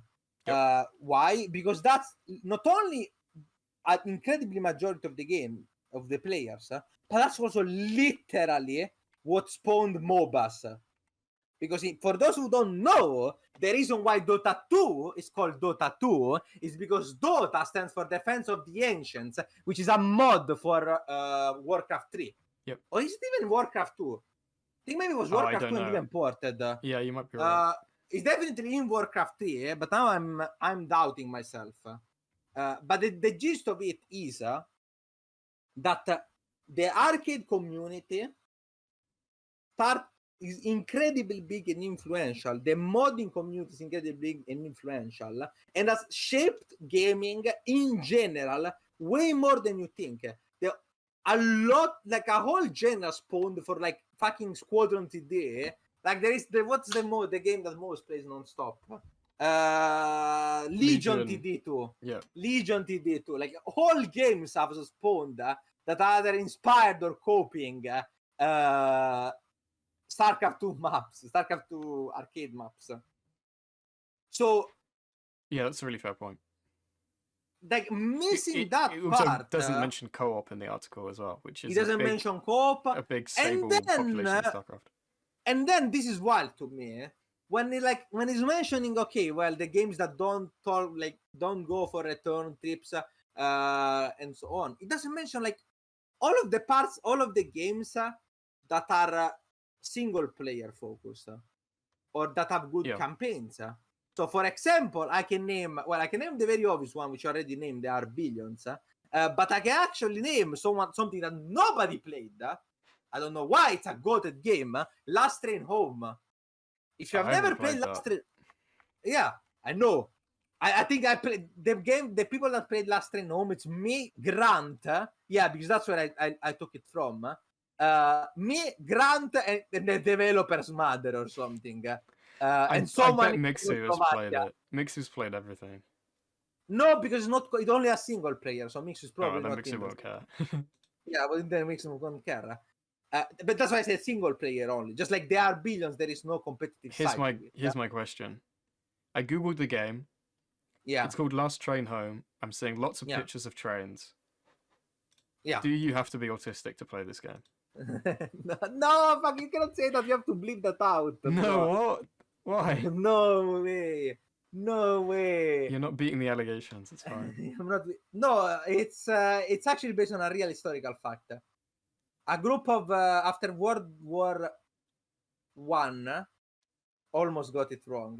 Yes, after World War One, troops of Czechoslovakian soldiers are trapped over in the Eastern Front. Are trapped basically in what we now would call the Russia. And they are trying to negotiate for their safe passage home in Czechoslovakia and for Czechoslovakia to become a republic, like an independent republic from the Tsar. This is the context of the Red Army taking power too. So this is the real story of their travel to because all the lines towards the west are completely blocked. They have to go east instead. Take a boat on the very far east of Siberia to come back to Czechoslovakia because all of the lines to the west are completely blocked and they would mean to be certain death. So they have to basically fight their way through Siberia to reach home. And that's why it's called Last Train Home, because they do it on a train. And the gameplay is really cool. It's based around this train. You have missions that are RTS. It misses a bit of the base building part of RTS, but compensated with a more strategic approach, where you have to make decisions about which soldier to bring where, rations and stuff. And the gameplay is the RTS classic. So you move units. You have every unit has various kind of like the grenadiers, grenades and stuff. It's a really cool game. It's a really good campaign, which I really enjoyed. It's never gonna be competitive. It's not like there are some really in-bad stuff. The game is not super hard, like it's a thing. But it's a nice game with a cool story. And we had some of the games that are mentioned here I'm not even sure if they can be considered RTS. Like, for example, this is the other thing that's weird. Like, Sneaking Ninja Small, we got Sins of Solar Empire 2. A genuinely great RTS. Now, I don't have a problem with like broadening the definition of RTS, as in it is real time and it is a strategy game, so technically it is an RTS. But if nothing else, you can take a look at any gameplay of Sins of the Solar Empire to know that we're talking about a game that it is a pretty big step sideways compared to a more traditional RTS, and is more akin to a 4X game. So maybe more similar to Stellaris, if you enjoy that, or AOE 4, or Europa Universalis 4. Like whichever is your favorite, right? So it's not turn-based, so it is an RTS. You can pause in the end like single player, but who cares? But let's just say it's like, if you're talking about RTS as a genre, I would say that this is a pretty weird one to pick from to talk about this success, right? Like this is you're taking something that is quite on the edge of the definition. And considering that, as we said, like there were other options that I've just mentioned, either for the single player of the multiplayer battle, Zero Space, and so on, it did look weird. Now, at the very least, and we're gonna end this article on a good note, at the very least, it does show that it did do some research, because it will mention games like Dorf or Tempest Rising. Supreme which are Commander, Beyond All Reason. They're also missing, I think. I don't think they're mentioned, or I missed them. Stay away from my children. Wait, is it Beyond All Reason mentioned? Nope. And Supreme Commander, Supreme Commander of Beyond All Reason are also not mentioned. Yeah, which is also a thing. I didn't even think of those. Okay, let's wrap on. Give it a score out of 10. There you go. That's how we'll do this segment moving forward. But what's the score? Like how good it is? It doesn't matter. Just pick a number. Let's give it a 5.5 out of 10. Because I think, Oh, it's gonna be more generous than that. Really? Well, this is based on 6 is a passing grade in Italy, so this is slightly below passing. Okay, maybe it's passing, because like the job is done not in bad faith, and the guy really tried. Yeah, exactly. But the problem is that it's just because the last week one must have been like a 2 or a 3. It was not good. Yeah, but that one was like completely misinformed. That's why I went like into a big tangent saying that like I'd give this one like a 6. I think 6 or a 7. I was thinking. I'll give it a 6. I think you convinced me, because I like the comparison, because it is possible. Actually, for gaming journalist standard, this is an excellent article. But we're talking about, standards, the real standards. But like for the standard that I'm used to, this is well written. It doesn't say anything that's wrong and stuff. It just, as I said, lacks context. We are not discussing opinions, by the way. Because you can disagree on opinions. I'm just saying that this is missing a lot of context on a lot of new up and coming titles and the history of esports and the history of RTS that makes the article come from a naive. Let's call it naive, okay? That's the best description. It's a naive article. 6 out of 10. Go next. Okay, that's gonna do it. We're 2.5 hours in. I think the next episode's gonna be really delayed because I'm traveling again. It's my fault. We can, that we can like record it earlier. We're not pre-recording. I won't do it. If we pre-record it once, I'm sure our viewers won't mind if compared to having it like 3 weeks later. I'll think about it. Vote on it. But what are we going to talk about? We've talked too much today. I'm done. I'm out of words. I'm sure we can find. Get me on for AOT. Producer Pab, are you willing? I'll let you go on. You can talk about it. And Grey Goo. I've never played Grey Goo. Grey Goo. Do you know that our best friends made $2,000 in Grey Goo? Did you know that Producer Pad is the Cyril of Grey Goo?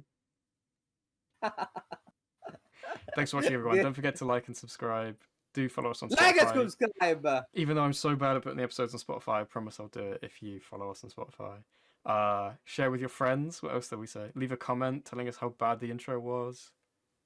No, leave comments, actually. It's by far no good. If you leave comments, like if you think the video is good, I wish these guys did more content, or it were more popular, the comments are by far the like most overpowered thing. And tell me how bad the audio is. Yeah. Bye. Bye-bye, everyone. Bye, Lorimbo. Bye.